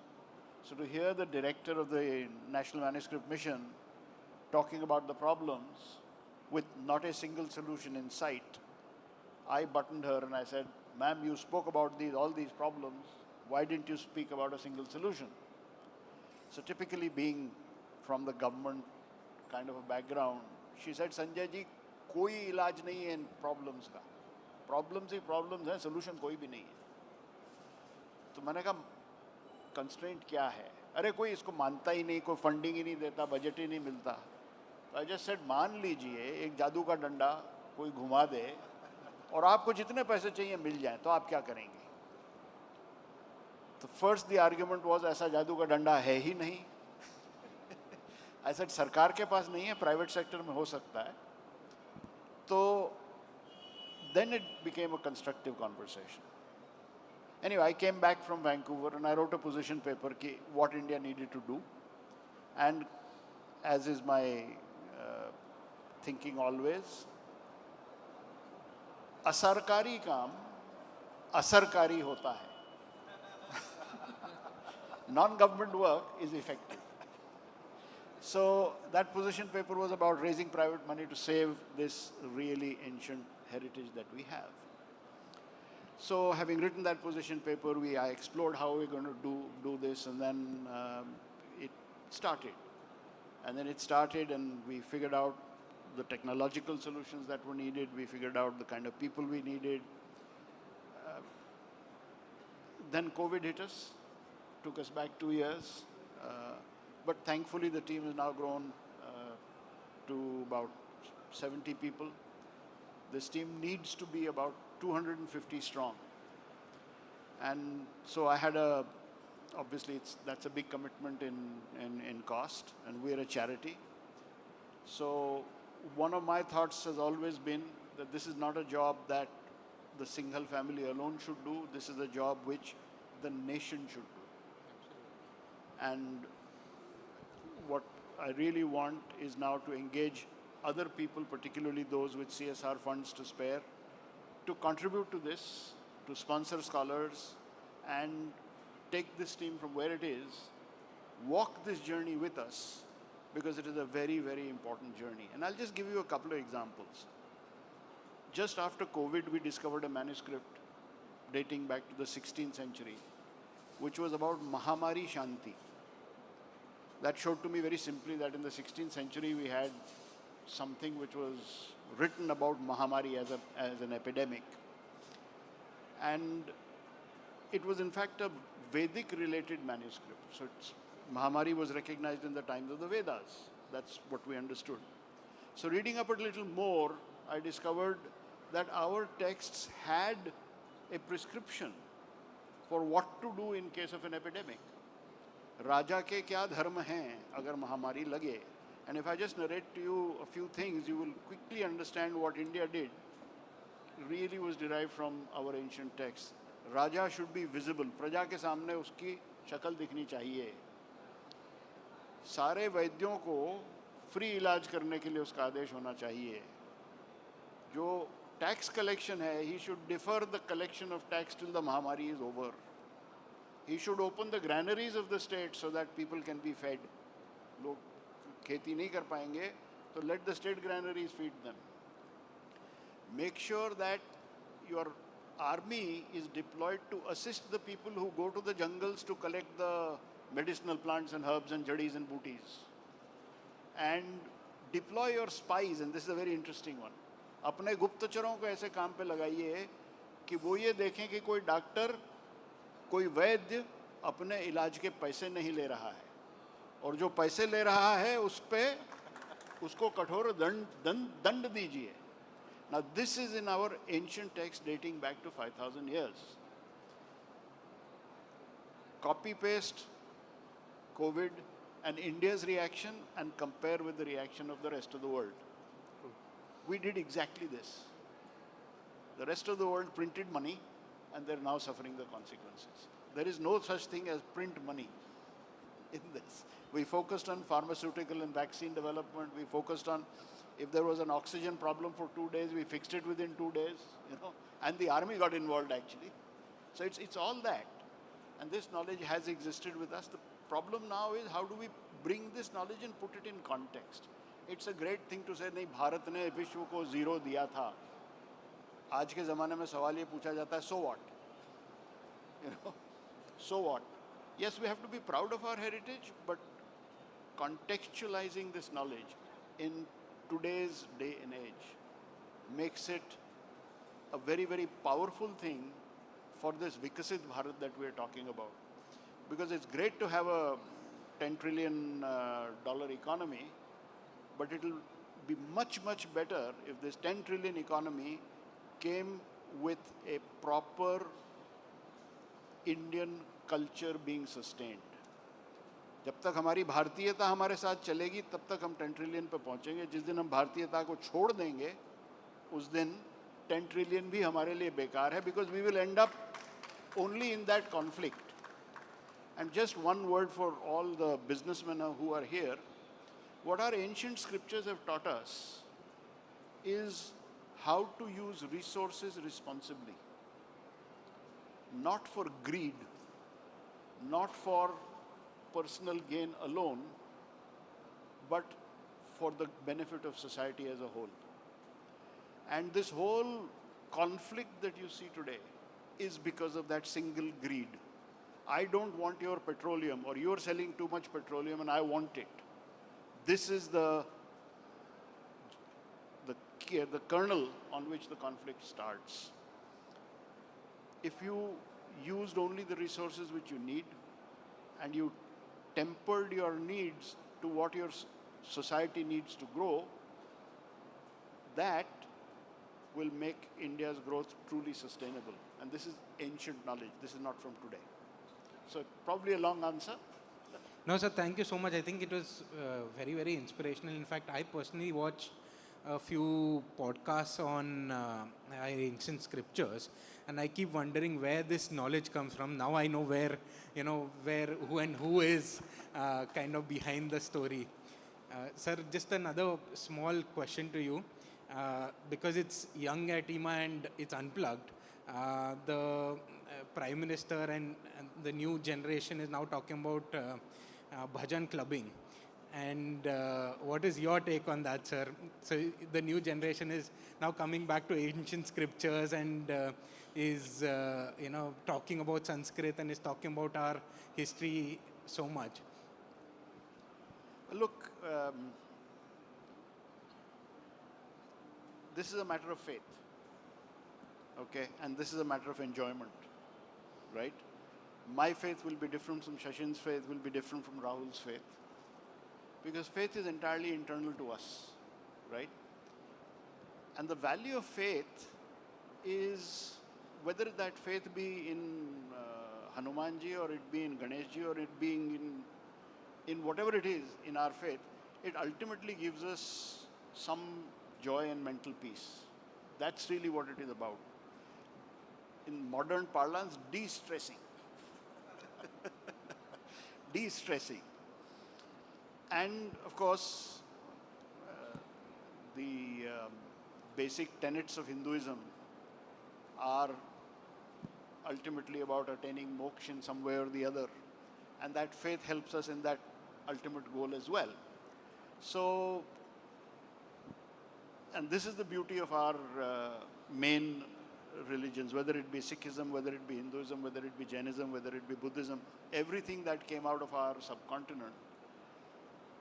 The point is, either you attain that eternal peace by being one with your maker, or you are reborn. And it is that cycle which, if you're born a human being, you try to break that cycle. How you do it is left up to you. So if you think bhajan clubbing will help you achieve that, great. Even if it just helps you de-stress, I think it's not a bad thing. You could also go to a disco to do the same thing, and you would do it simply because you had the faith in its ability to de-stress you. Right? And it's your faith. So Hindu dharma में सब acceptable है. कोई लोग एक टांग पर खड़े होकर के तपस्या करते हैं, कोई लोग समाधि लगाते हैं, कोई लोग गणपति की पूजा करते हैं, कोई नाग की पूजा करता है, सब permitted है. We are a very broad church. Everything is allowed, provided goal एक सही है आपका. और उस गोल में ये आवश्यक है कि आप उस गोल को ध्यान में रख के कुछ भी करो, no problem. Thank you so much, sir. यार मुझसे प्रवचन दिलवा रहे हो तुम, ये तो इंडस्ट्री फोरम है भाई. सर इंडस्ट्री का ज्ञान तो बहुत लोग देने वाले, ये सच्चा ज्ञान देने वाले बहुत कम लोग हैं. Exactly. So first session we had a lot of industry gyan. We want more of gyan which can help us become better persons and better individuals. So true. So what you said, we all talk of maintaining our culture, maintaining our heritage, but none of us want to take the initiative to actually implement it ourselves. We expect the government or some institution to do it.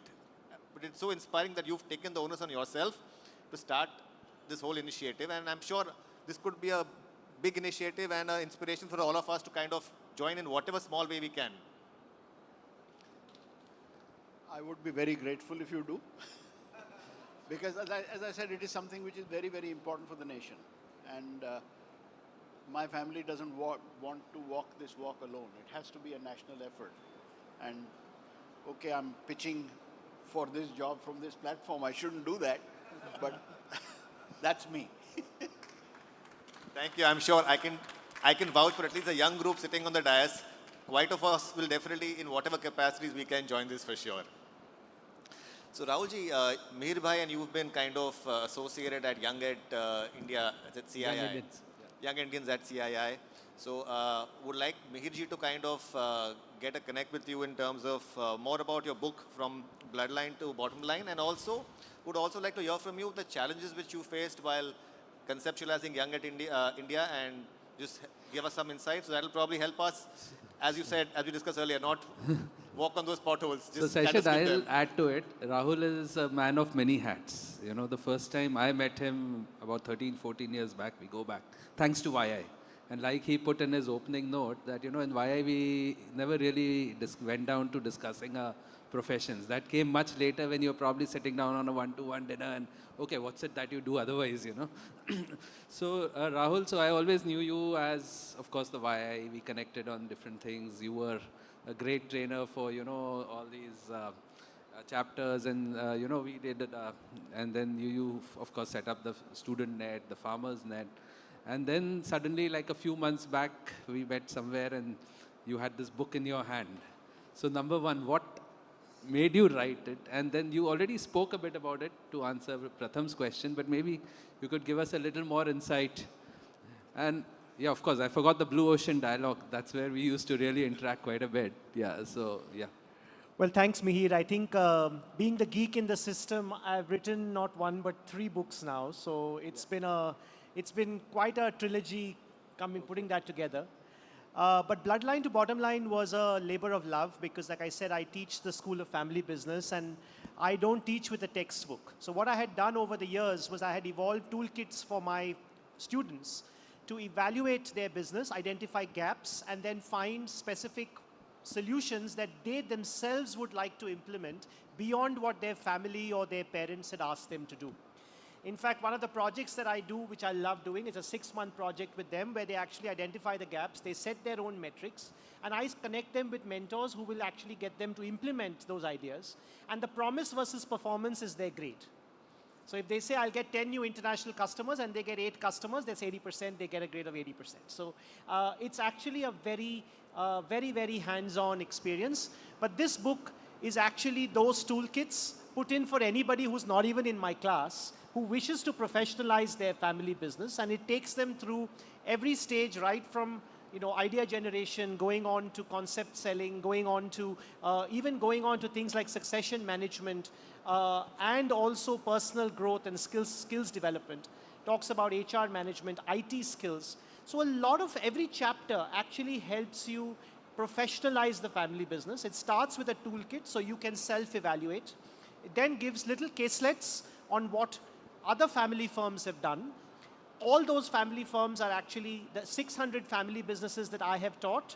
These are summaries which I have got from each one of them on their projects and their implementation. So every caselet you will find is actually a paragraph or 2 on one of my own students and their implementation tools. So this is not a Tata Birla implementing. This is a person on the ground like you and I who faced as MSMEs certain challenges and they have implemented their respective firms. So I think that's the way the book is structured. And of course it ends with you actually getting your own agendas for your own businesses at the end of every chapter. So that's Bloodline to Bottom Line. It was an Amazon bestseller. continues to remain available worldwide. I do hope that anyone of interest can actually go out and read it. So I think that was the purpose. The other two books, one is, of course, is called Shock and Awe, where I have talked about 18 of my own branding stories. So in the last 30 years, we've done some crazy branding practices. Shock and Awe, I mean, we've shocked the market. A typically traditional fertilizer market, we found a little sweet spot, which was our market that we dominate, the specialty fertilizer market. We made fertilizers sexy. We sold them like FMCG products. We sold them in ways that perhaps built a concept, but did it in ways that typically in rural India you would not find as the norm. And breaking the norm was what we did and what made me continue to enjoy what I did in my firm. If I had sold an ugly bora, perhaps I would have got out of my business long time ago. But because I actually branded it, I created 140 brands, proudly not using 1 rupee on mass media advertising in 57 years. And we're at just some of the best brands in agribusiness. Now, how do we do that? That's what I've capitalized in the second book, which is Shock and Awe practices. At Young Indians, of course, we've done a lot, like Mihir said. But I think YI inspires me every day because you meet people who have done better than you. And I think the beauty is you surround yourself with people who are much better than you are. And I think that's what YI gave me. So Rahulji, thank you for your insights.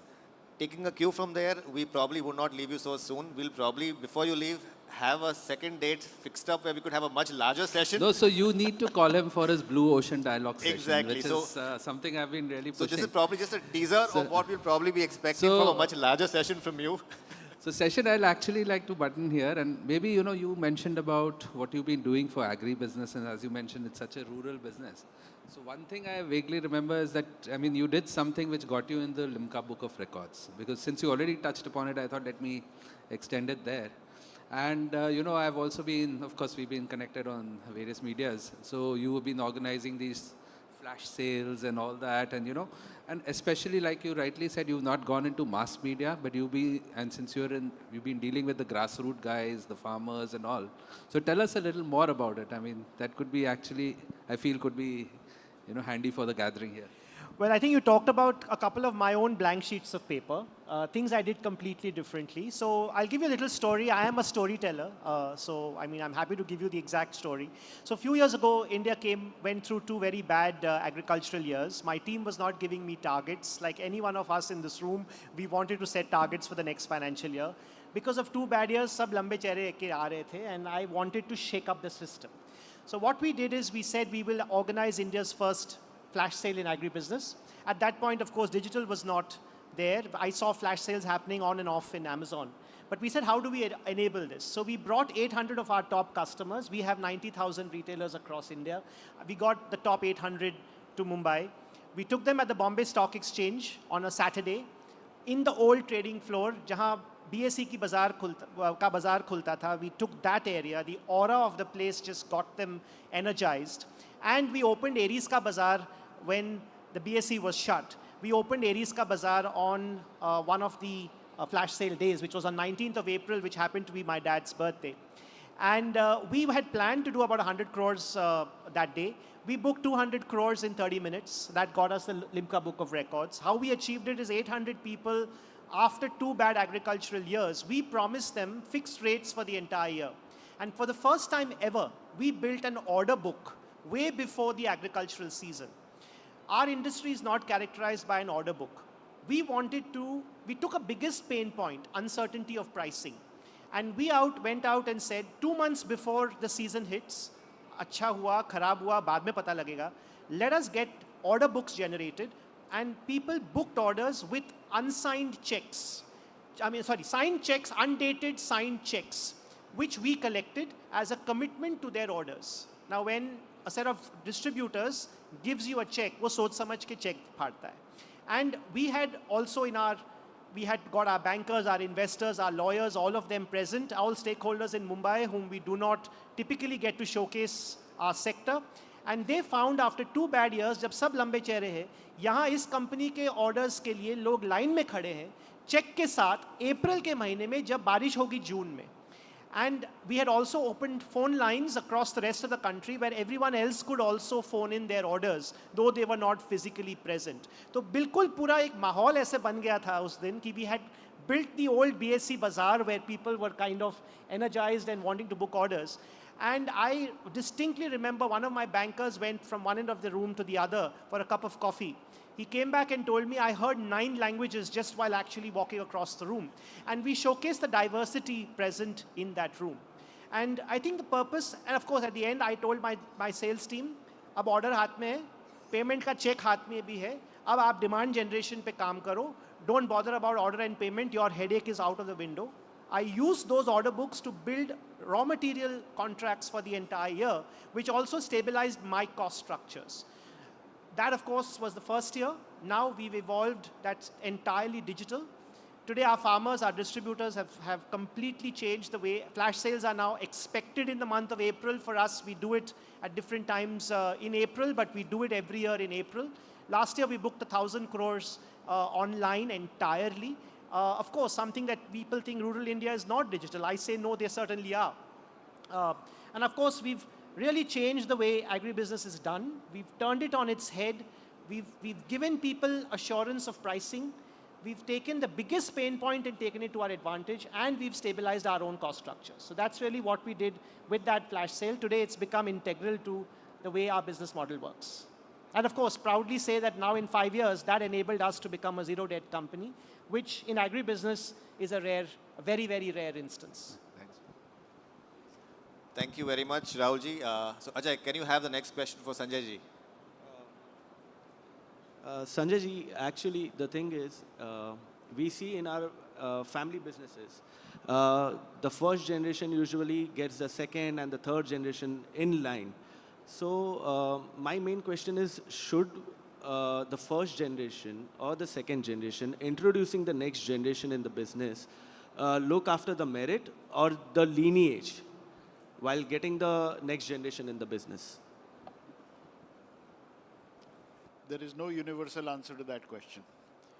Each family to their own, right? I have known family businesses where one generation, this is the 4th generation businessman who was a very dear friend of mine, and his children just didn't want to become a part of it. And he'd done one of the bravest things known to mankind, because it was 4 generations.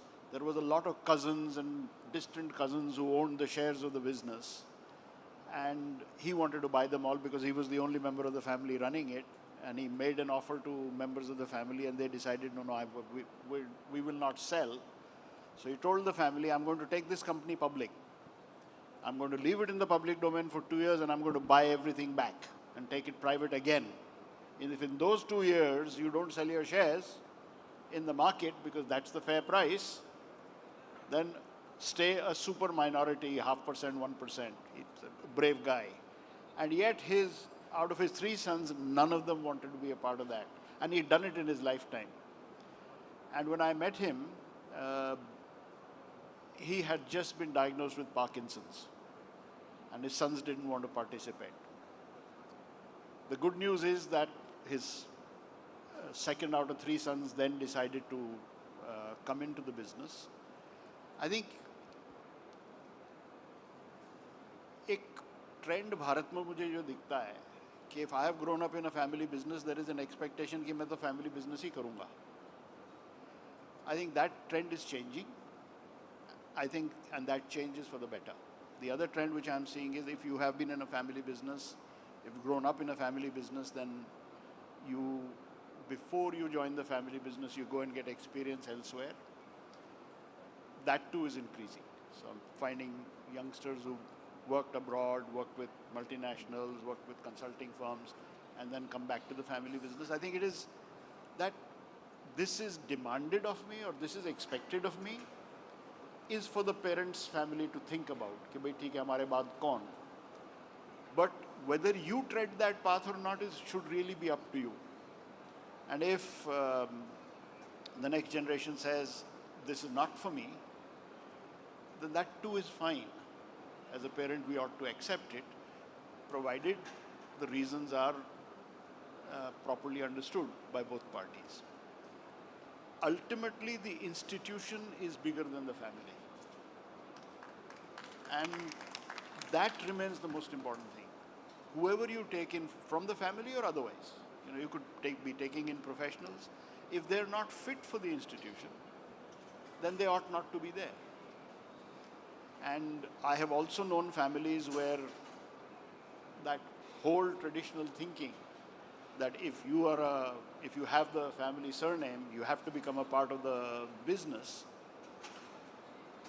they've catered to that societal expectation, and yet the person who's been inducted in the business has no powers, no ability to do anything, except a grand-looking visiting card, nothing else.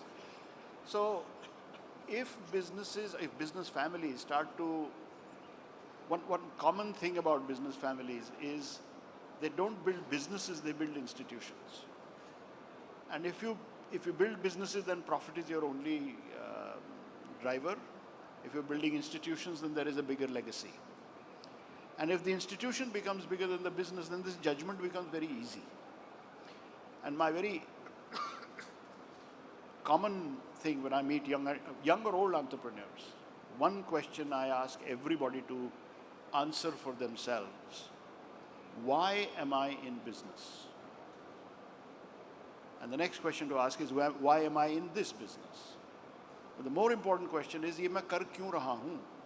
I'll spend the next 30, 40, 50 years, the best part of my life, in this for what? And the most facetious answer is, of course, I want to make money. But you could make money by peddling drugs. Why are you in this business? Why are you in business in the first place? Most people have not asked themselves this question. Most people have not answered it for themselves. And as a result, they keep sometimes chasing shadows. Bhai, mujhe ye karna hai jeevan mein. Whatever those be, map them out, put them on paper and review them.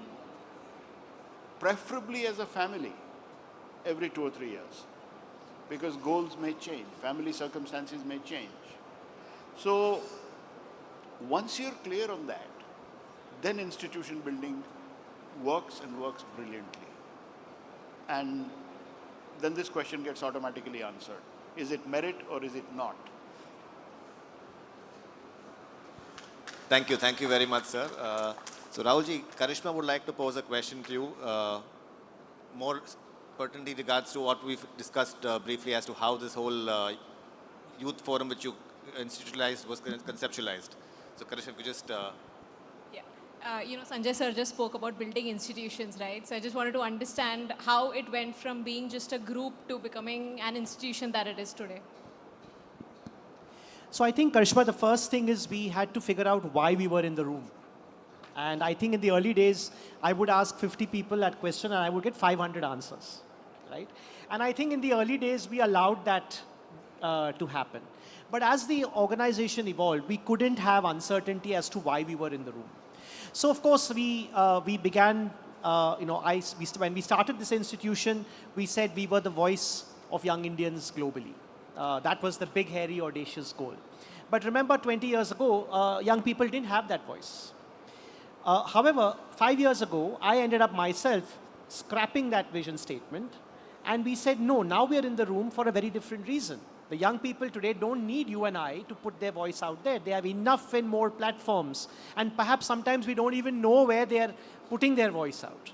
Like my son doesn't need me to put his voice out there. He knows enough and more places where he can put it in. But is he being listened to? Okay, so I think the question is not getting the voice out, but amplifying that voice. Channelizing the voice to the right tables that matter. That has now become the new reason we're here. So I look at it from 4 reasons. Why are we in this room? So we created a structure where we answered that. Have we converged to meet great friends, to make great friends? The convergence. That's the reason you're here. The second, we're all successful, hence we can even be in this room. We are even invited to such forums. That's not in doubt. But are we significant? There's a big difference, right? can we have a leadership experience that takes us from success to significance? Because then it's the impact of the work you do which will measure whether you're significant or not. The third, do you have influence on policy tables that matter? That's crucial, because otherwise you're coming together for what big purpose? You want to have one united voice for industry. Are you on the tables that matter? Are you the port of call when the people that actually can shape policy for your sector reach out to young people? Are you the first person they call? And lastly, have you co-created projects that demonstrate that you're willing to change the things you believe are having a problem? Else you remain a talk shop, no one takes you seriously, you're a group of people that thinks, but are you a group of people that does? And I think that's where the projects will matter. And if you get these four elements together, frankly, I don't see any young person having a fifth reason. You're here to come for the friendships, you're here for the leadership training, you're here for the projects that actually demonstrate and solve problems that all of you are living every day. And you want to be on the tables where you can shape the future of your industry. And I think if these four things come together, institutions that you build will become will actually be change agents and catalysts that you can be proud of. So I've kept that in mind when I've built institutions. Thank you, Rahulji. So crystal clear of you comes in terms of giving us the guidelines. I'm sure we are at a nascent stage yet at getting Young at IEEMA shaped in a much bigger form. So that'll definitely help us take up things further. So moving on, Sagar, you've had a couple of questions for Singalji. Namaste, sir. Really appreciate with what you are doing at Sangrah and would surely love to contribute to it. So I would like to ask you, sir, what is the one thing that you tell the current leadership to never change, even how much the company scales, irrespective of how much the company scales? So if I understand the question, the one thing that they should never change, well, I think all families have certain values and the business reflects those values. Family values are transmitted from generation to generation. What my father inculcated in me, my grandfather inculcated in him, continue through me in my life. But am I living by the same standards that my granddad lived by? No. The core remains the same. So I would have been happier if you'd asked this question in a more positive way. What would you like to see changed? And then I'll give you a very, very simple answer. Everything except the values. Okay. If you don't change, you're dead. Whether you are a sannyasi or you're a businessman or you are a shop floor worker, you have to change. Because nature changes you anyway. You grow older. And as you grow older, if you're not changing in your ways, you're dead. But you never leave your sanskar. You never leave your core values. संस्कार हम परिवार के परिप्रेक्ष्य में कहते हैं, institution के परिप्रेक्ष्य में इसको वैल्यूज कह देते हैं आजकल लोग, और values are manifested in the business never explicitly but always implicitly. Whether you value innovation, then innovation can happen in hundreds of places through the organization. And people who are innovating know that their contribution is valued. So I hope that answers your question. Thank you very much. Thank you, Sanjay ji. Thank you so much. As we keep talking, the more and more we keep hearing from you, it's quite of inspiration because you actually are challenging the basic thought process we all had in our minds. But I'm sure with your experience and your wisdom, it'll probably be an eye-opener for all of us to how we can start looking at things more differently and more positively tomorrow onwards. Thank you, sir. So, Ajay, your next question would be for Rahul ji. Rahul ji, you are known as a person with, being hands-on, going to remote villages, trying to know what is required, how it is going about your products and what is required by the farmers. Why do you think it is important for a CEO not to sit behind the dashboard and be in the field, or vice versa? Well, I thrive in the field. And I think the beauty of my experience has been, of course, in the first few years, I did it because I didn't know A of agriculture. And I decided to give my business a shot. I was a CFA MBA, came back with my foreign education, and I was sent by my parents to sell fertilizers to a Punjabi farmer. I didn't even know Hindi. Okay? And it was that Punjabi farmer who brought me down to earth, and he made me realize that you may be number one in your education, but your salesman that day who got the order was more valuable to the company than you are. And that guy brought me down to earth. Ever since then, of course, I learned first 6 years, I was not given even a room in the office. I was not even given a table. And I was said, learn in the field. And I think the first 6 years I did it because of necessity. Over the years, I then started going in the field for things that my customers told me they needed as their pain points, or they had as their pain points. And we designed products by looking at the market and then folding the future in. We didn't design in the lab and then go to the market. We asked the market, what are your issues? And then we started developing products with a market ready for it. Being in a niche market, we understood pain points. A product we designed never existed. We always built products for a need, not replicating what anybody else did. But then we had to understand the need. And how would I do that sitting on a dashboard? A need or a habit can only be experienced when I see it. And if I see a habit that I believe needs a product or a service, I come back with that and I redesign for it. Simple example. I saw some of my products being thrown into fish ponds in Andhra Pradesh. And I said, why is a fertilizer being thrown into the fish ponds? And we saw a lot of demand being generated in areas where there was no kheti at all.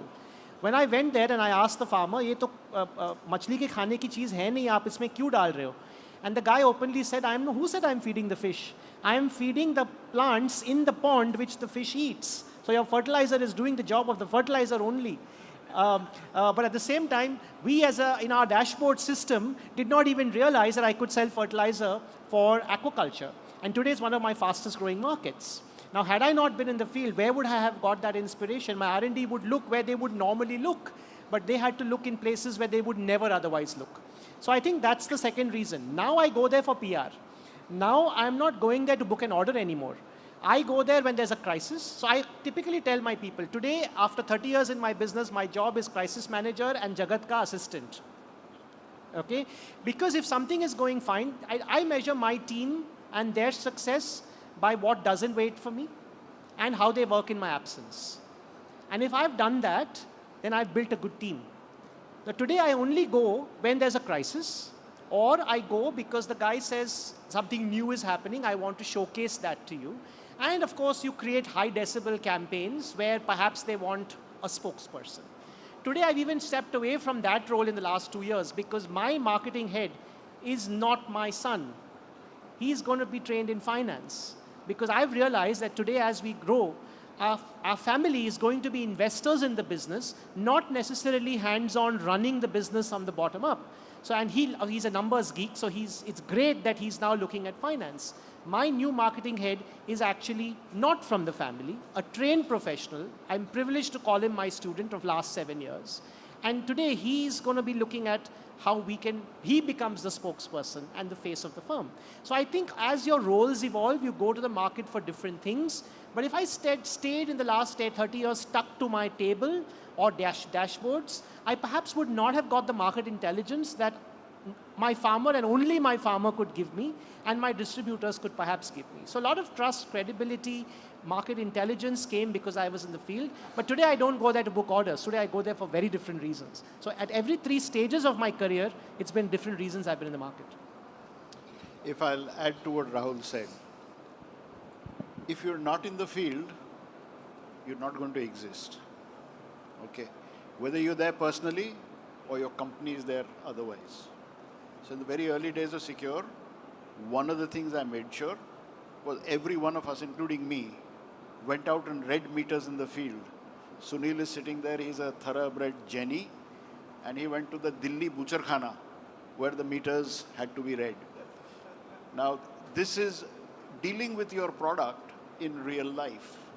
And without that, you can't design. You need to know that. And the reason why government policies fail so frequently is they're designed by these IS officers who sit in their high offices and have never been to the field. Or when they went into the field, they were SDOs, and today they are secretaries, and the time difference is 40 years. So without that intimate knowledge of what is happening in the field, and I'm not just saying the market field, it could also be the shop floor. It could also be your dealers, distributors. You've got to be there. And there is no substitute for shoe leather. So Sanjay ji, Meher Bhai also heads our international business division at IEEMA. So he would be more keen to even touch upon certain aspects because you actually have set up a company as a startup to a global conglomerate. So if you could just, Meher ji, if you could just touch on that topic. So, I mean, I was about to, in fact, I was tempted to add before, but Sachin got it at the right point. So Sanjay ji, I mean, of course, we went, so since you were talking, of course, one is the field experience. And when you started the company in what is in today's parley known as a startup, it was, you know, you kind of started in your own way, a very new product. And then over the years, you've expanded to factories across the globe. So what was that point when you thought that you want to take the company global? And the other thing, what of course for most of us here are thriving to, you know, work more and more, not just in India, but across the globe. So what is it that you see, or what have been your challenges when you've been dealing with utilities across the world and their own whims and fancies and their own, you know, typicalities, if I may put it that way? Taking Secure International, it didn't happen that one day it suddenly dawned on me, this is what we should do. Like a proper typical businessman, I explored opportunities. And as and when those opportunities arose, you work to exploit them and you work to turn them into business. So it started around the mid-90s. We were 5 years old, 6 years old at the time, or early 90s in fact. And at that time, Brand India came with a serious negative connotation. Very, very serious negative connotation. I remember wanting to develop a business in Europe where the entire lower echelons of the utility, including the chief executive, had agreed to invest in a certain new technology with us. And a member of the board who said, you're buying from India, I bought insulators from India so many years ago, and it was completely a waste of time. Don't buy from India. And he chaired the board. So this poor chief executive, who had already placed contracts and in fact given us an advance, now couldn't get this past his board because of the brand image that India had at the time. So that's when we decided to make our first acquisition abroad, because instead of waving the Tiranga, we could wave the Union flag. And this was in 1995, and purely by coincidence, we were one of the first companies post-liberalization to acquire a company abroad. And the most famous one at the time was Tata's acquisition of Tetley Tea, the big tea company, where Tata's had paid a big valuation just for the Tetley brand. So, and we beat the Tatas by a month. So our transaction completed a month before Tata's did. Of course, it was a very small transaction. But working overseas built a culture within our company of being able to produce products which could then compete with the best in the world. And if you're producing products which can't compete with the best in the world, like all the LED lamps that India built, we built the cheapest LED lamps, but we couldn't sell a single one abroad. Now there's got to be a serious flaw in that kind of thinking. If you're so good that you can produce it cheaper than anyone else in the world, then why the hell can't you sell them abroad? I see this also within the metering industry. So with that success, once you have got the ability to produce products which will compete with the best people in the world and do better than them, then it becomes an easy thing to grow your business overseas. Of course, it's risky. I mean, it's not. 1995, I was 40 years of age. I could spend those extra hours trying to make these risks work. Spend the emotional energy, the physical energy to make those risks work. So you've got to be prepared. It's a hard grind. It's not easy, but it is well worth doing. Thank you very much, sir. Had time not been a constraint, we could have gone all day long because it's just so soothing and so engrossing to hear the two of you all and the wealth of wisdom you've been sharing with us. It's so enlightening. We would love to go on, but I'm sure we have a hard-pressed time. Okay, we'll just take one last and quick question. Yeah, please. तो आगे आ जाओ.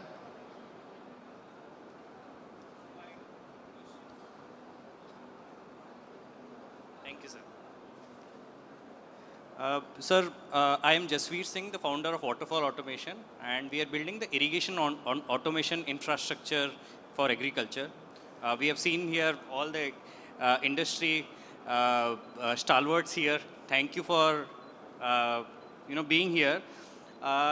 My question is, sir, mostly we have seen agri in India has been not so investable because of a long gestation period, because of rural India has always been very difficult to. So my question is, while you have built one of the deepest agri input distribution networks in India, in your experience, a technology company like ours getting into rural, how can we plug into such rural distribution networks? Well, I certainly believe that for us, using technology is integral to everything we do. Okay, however, at the same time, we have to make it very simple for the farmer to understand. So for us, all the complexity I would keep in my factories or in my R&D labs or in my product design. For the farmer, the interface has to be simple. Largely, I'll tell you 3 or 4 ways in which we use tech. First and foremost, all our factories are completely automated and uses process controls of the topmost level. I'm very proud that in 1969, we were a made in India company. We still remain a made in India company. And we are not dependent on any country anywhere in the world. So we make everything we sell here in this country. And everything happens in a customized manner. Customization required automation. So the first introduction to us is tremendous automation, process controls, and product design. The second, of course, is to get the product in the field. So our recommendations to farmers happen using AI/ML technologies, where we are using predictive modeling to tell farmers what exactly they require in their field. So for instance, right from a photograph where they take off their crop, figure out the deficiency symptoms, we then have an algorithm which will not only test the soil, we use soil scanners which use AI/ML technology, we have image processing which uses image-based deficiency mapping. Both of these clubbed with the agriculture soil health maps which come as open source from the government. We layer all these 3 and we provide farmers with their own crop recommendations. This happens with our back-end system. But how does the crop recommendation go to the farmer? It is a voice note that goes in their language, which they will receive on their WhatsApp. That element is very simple. Whatever complexity I do at the back end, the farmer doesn't care. He wants the right recommendation. How do we test if the recommendation was useful? Along with the recommendation voice note, the farmer gets a mobile coupon, which he has to redeem in 15 days from the nearest dealer. How can he reach the nearest dealer? My app, Aries Everywhere, tells him the nearest stock points where he can actually go out and get my product. He goes, gets the product, and he is purchasing the product with using the mobile coupon. So if I've issued 100 coupons, I know what is the redemption rate, which tells me how successful was my recommendation. Every purchase is then put onto our loyalty program. Today I have 11 million farmers on a loyalty program, like a frequent flyer program. It gives points for every purchase. Redemptions can happen right from matchboxes to foreign trips. Largely gold and silver are the most popular. But when you look at these options, what I do with a loyalty program, every purchase is tracked, not even to a pin code level, to a farmer level. And I have this for last 11 years. 11 years, 11 million farmers' purchase patterns being tracked tells me beyond anyone else lead indicators that take place. Now, how do I mine this data? I have to use technology.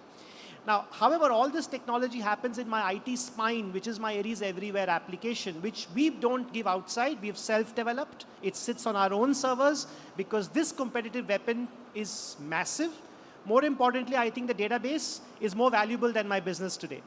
So as far as I am concerned, that's how we've built an integrated technology into everything we do, but we don't front-end it yet. It is back-ended. Farmers know a tech-enabled solution is being given to him. Recommendations are coming to her, but at the same time, it is done in a very simple voice and video-enabled manner using this very simple, for them, very simple front-end, but for us, all our IT geeks in the back end actually do all this processing from time to time. I hope that answers your question. Thank you. Thank you. Thank you very much, sir. Both. Sure. Thank you both of you all for your wonderful time and your insights. We're already 45 minutes past our committed time, but I'm sure we could have probably gone on all day long. So one more way of connecting with experienced people like you, we've taken an initiative at Young at IEEMA to launch our own podcast channel. So that'll be a good place where we can probably connect with you all one-to-one, pose such relevant questions, and your wealth of wisdom will help us shape our lives in a much more successful way.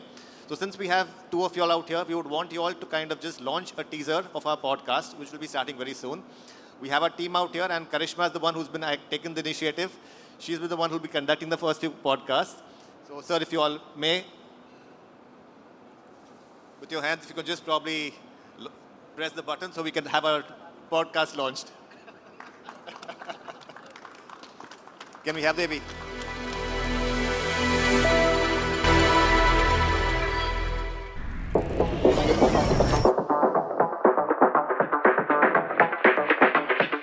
We felt that the peer-to-peer learning and the interactions, the networking with the larger ecosystem was missing. And that's a gap that I had felt myself. And this was one of the initiatives to bridge the gap. We came up with this Young at IEEMA to create a platform to engage in a structured way the young next generation entrepreneurs to come and play an active role in shaping how IEEMA evolves as an association and how we build the industry to be future ready. Young at IEEMA is a lively platform to inspire our young professionals and give them the confidence to shoulder new responsibilities and become effective leaders in our rapidly growing sector. This platform was envisaged as a platform for second and third generation business leaders, especially from MSME companies, as a platform to connect, network, and grow. Come and join us at Young at IEEMA and be a part of this great transformation.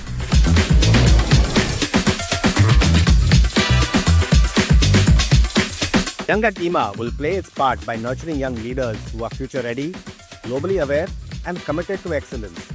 Young at IEEMA has been built in years of passion, belief, and vision, passed on from one leader to the next, strengthening with every chapter. And now we're opening a brand new one. Hey there, you're listening to The Future Circuit, a Young at IEEMA podcast. We are sitting down with industry doers, dreamers, and disruptors.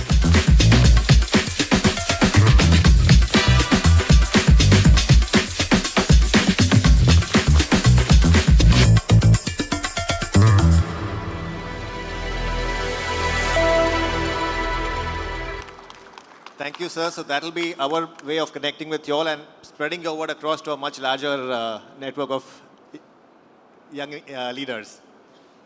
We just have one more small pleasant task since you're all out here. At this exhibition of Buildilec and Compilec, we've had a small presentation by 12 very enterprising startups, and we've had a startup challenge. Since you are here, we would request you all to have the award ceremony done. Can I request Abhishek Mollaji to join us? Abhishek ji, please take over from here.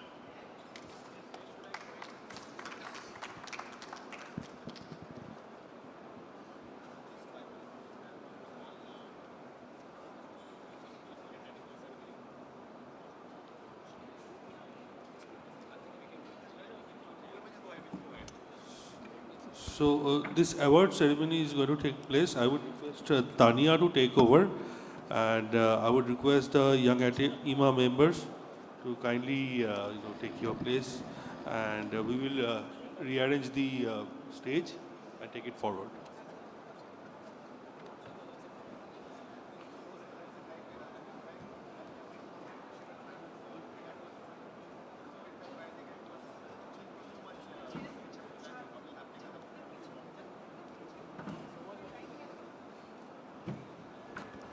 Good afternoon, ladies and gentlemen.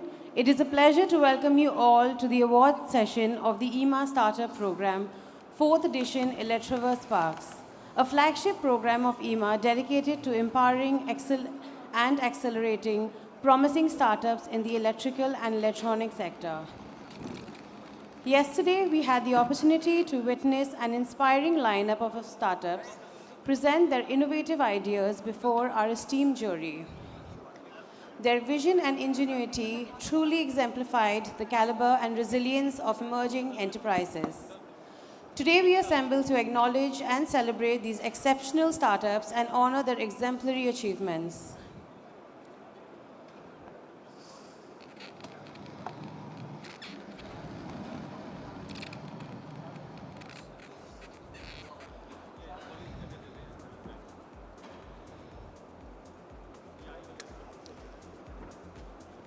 May I please call the Director General, Ms. Charu Mathur, on stage?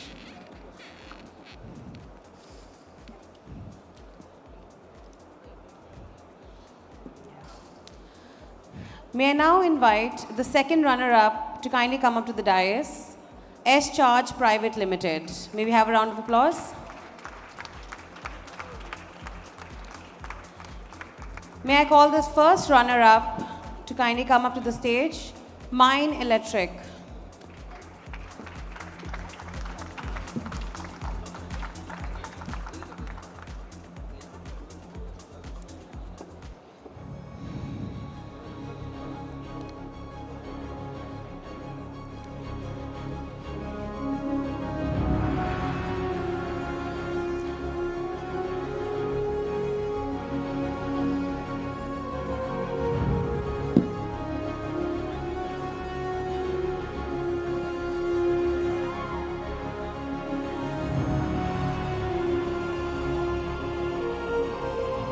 We now invite the winner of the IEEMA Startup Program 4th edition, Electroverse Sparks, to kindly come up to the dais. N-Log.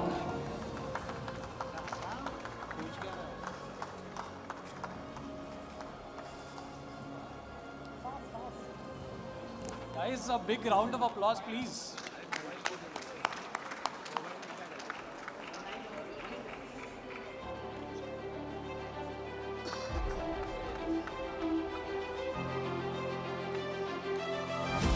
The winner of the IEEMA Startup Program 4th edition, Electroverse Sparks, N-Log. May we please have a round of applause.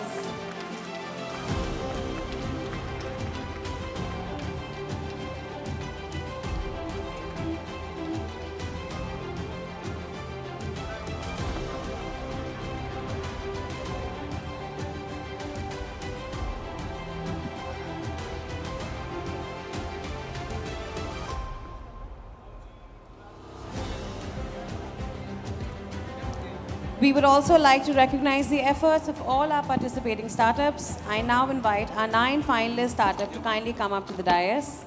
ACS Energy, ACS Control Systems, Acumen Iotronics Private Limited, Kargar, Control Z, Meshnet Electronics LLP, Fortum Technologies Private Limited, Ventup Ventures Private Limited, Waterfall Automation, Watt R Private Limited.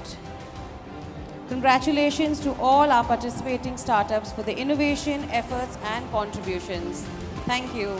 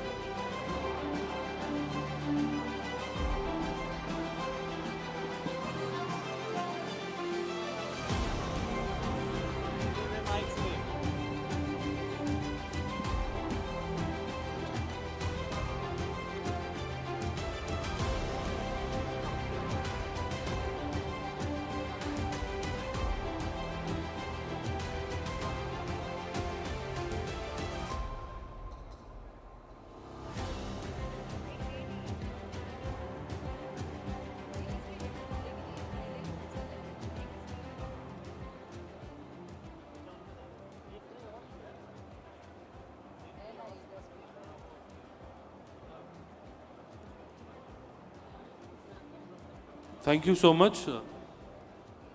I would request the dignitaries present on stage to kindly give away the mementos to Dr. Sanjay Singhal and Dr. Rahul Mirchandani.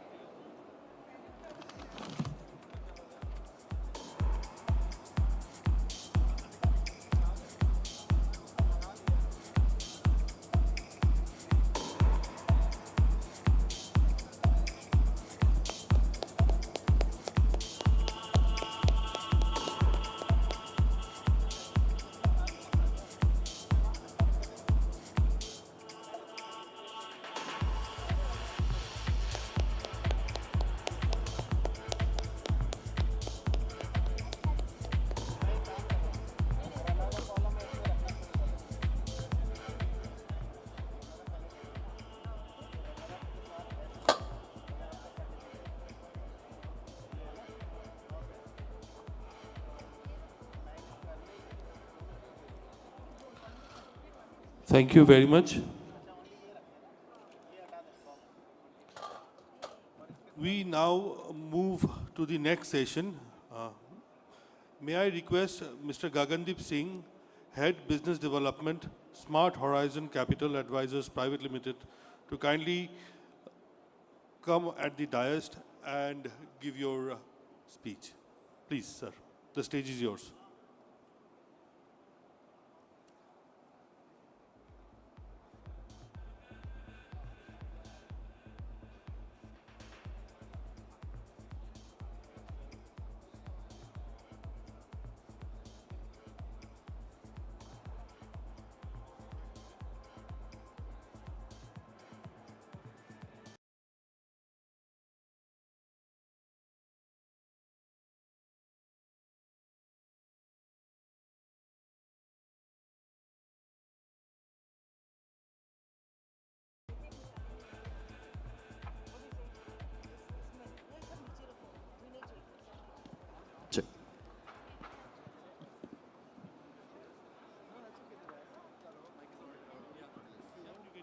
Yeah, that's okay. So I've just sent it to you. Yes, I'll send it to the conference.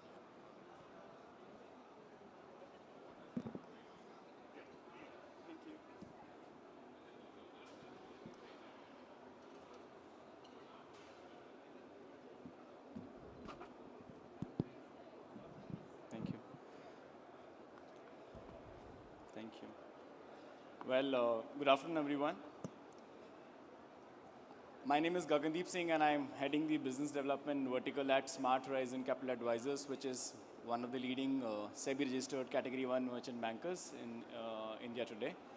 I know after this brilliant setup that was done on the stage and some stalwarts talking about the industry, I myself was sitting like a learner out there, and I learned quite a few things, right? And next time, Sachinji, I would request you to know if you have another session like this, please do invite me. If at all, as a participant, I'll be very happy to attend it. So very well curated. So first of all, thank you so much to IEEMA for having me over here. You all will be wondering what is my role over here today. I'm standing between your lunch, but I will try to be as sharp, as quick, and as crisp as possible. So the idea today over here is to try and tell all of you, is there any available option to raise funds for your company? Any one of you who's interested to raise money for their own company via the Indian stock market? Raise of hands. It's quite surprising. I'll repeat my question. Anyone amongst you who is a promoter, would you be happy listing your company on the stock exchange wherein there is an SME platform to actually take money from the investors at a large? Any one of you who already know that there's a platform for growing SMEs of a country to raise funds from the capital market? All right, very few people, I guess, who are actually aware that there is a platform for companies who are not at a very big level but can still come ahead and list their company on the stock market and raise funds. So I'll give you a very small introduction of the platform before I move ahead. So I represent an institute which is nothing but an authorized merchant banker under the purview of SEBI. SEBI is a regulator of the Indian capital market, right? There are 2 exchanges in the country today which help companies of small and medium enterprises to list on the stock markets. One of them is National Stock Exchange, other one is Bombay Stock Exchange, which is also called as BSE Limited and NSE ILM. We as merchant bankers play a crucial role because we are the ones who actually run the entire offer document process for your company and list on the stock market. I have a small presentation which I want to just show to all of you, so at least you can see where the numbers are standing today and how well we are all connected. I'm sure when the team is ready, they'll play it over here, we can take it forward. But I'll tell you the inception of how this particular project even started. Now you all know that all the companies whoever are listed on the Indian stock market, get traded on a regular basis. And then, there is stock trading also that keeps on happening. And from time to time, the companies, if want, can actually dilute their equity and raise funds from the market, right? In any given journey of a promoter, whenever they start a company, whether it's a startup or a normal company, or maybe from a legacy business, which they all come from, when they have to start their own company, they need funds, right? कहाँ से आते हैं वो पैसे? Promoter के खुद के पास होते हैं, they go to their family and friends, they go to their parents, right? And then they start their business. Today in the market, in the last 2 decades, we have a lot of buzz around private equity, angel investment funds as well, some incubation centers also, which are helping growing startups to incubate their ideas, convert them into a tangible product, and which can be again sold off in the market. And then post that, once you have those kind of growth stories wherein you are putting your own money to list, to start your own company, after that, once the company has gone to a commercialized product, you need more funds because you want to expand. Once you want to expand, you have 2-3 options to go to. You have a bank to go and take funds against your own collateral, but if you don't have collateral, then what do? The only viable option which is there for all of you is basically, am I audible? Yeah, okay. So the only option after the bank is actually going to a private equity investor, right? Or maybe to your friends and family who are probably overseas, they want to park their money in the Indian continent, and they would want a share of your equity as well, maybe as a silent partner. But what if even, let's say you have taken that also, and after some time you need more growth capital because growth is unlimited, sky is the limit. फिर पैसा कहाँ से आएगा? The only option generally जो लोगों के पास होता है, अपनी कंपनी शुरू करते हैं, they have their own funds, then they have funds from the bank or through some government subsidies or maybe through some NBFCs or maybe a private equity investor, and finally उसको exit देने के लिए companies generally list करती हैं stock market पे. That's how the journey happens. 2008 में the Indian government and SEBI and Ministry of Finance thought that there should be a platform available. Thank you so much. Okay. There should be a platform available for growing companies to raise funds क्योंकि पैसा इतनी आसानी से नहीं मिल रहा था companies को. So they came out with an idea. एक task force committee setup की गई. 4 साल उस task force committee ने लगाए to understand how we can help growing entrepreneurs of a country to raise funds from the market. So उन्होंने एक platform start किया 2012 में जहाँ पे SEBI ने rules बनाए and NSE और BSE को एक provision दिया गया to start a platform within their own exchange itself. तो कोई अलग से company platform नहीं start किया गया, exchange नहीं start की, अलग से एक exchange के अंदर एक platform start किया गया.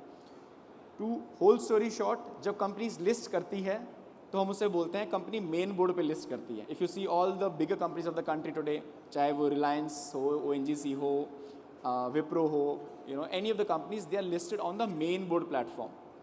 मेन बोर्ड पे लिस्ट करने का क्राइटेरिया बहुत अलग होता है. I have all those things with me, but SME platform पे लिस्ट करने का क्राइटेरिया थोड़ा सा लीनियंट रखा गया था.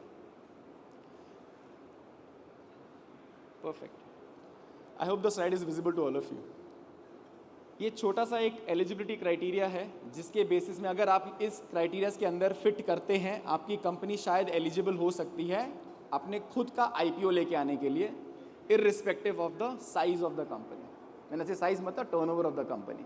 अगर आप यहाँ देखेंगे, सेबी का एक ही लॉ है which states a company whose post issue paid up capital, आपकी बैलेंस शीट के अंदर जो पेड अप कैपिटल लिखा हुआ है, अगर वो 25 करोड़ से कम है फेस वैल्यू पे, तो मतलब आपकी कंपनी एलिजिबल है लिस्ट करने के लिए. And I can bet on it, 99% of the unlisted companies in the country today fall into this category. That means you are already eligible. और सेबी का बस यही क्राइटेरिया रहा, that single first point for almost last 10 years. आज हम 2026 में हैं, बहुत सारे प्लेटफॉर्म पे चेंजेस हुए हैं, बहुत सारे ट्वीक्स हुए हैं लास्ट 4 साल से नए नए, और एलिजिबिलिटी क्राइटेरियाज ऐड होते जा रहे हैं. इसके अलावा एक्सचेंजेस ने अपने कुछ क्राइटेरिया रखे जिसमें कहा गया एटलीस्ट कंपनी 3 साल पुरानी होनी चाहिए. पहले ये था अगर प्रोप्राइटरशिप कंसर्न है या पार्टनरशिप कंसर्न है, आप फिर भी एलिजिबल हो कंपनी को लिस्ट कराने के लिए.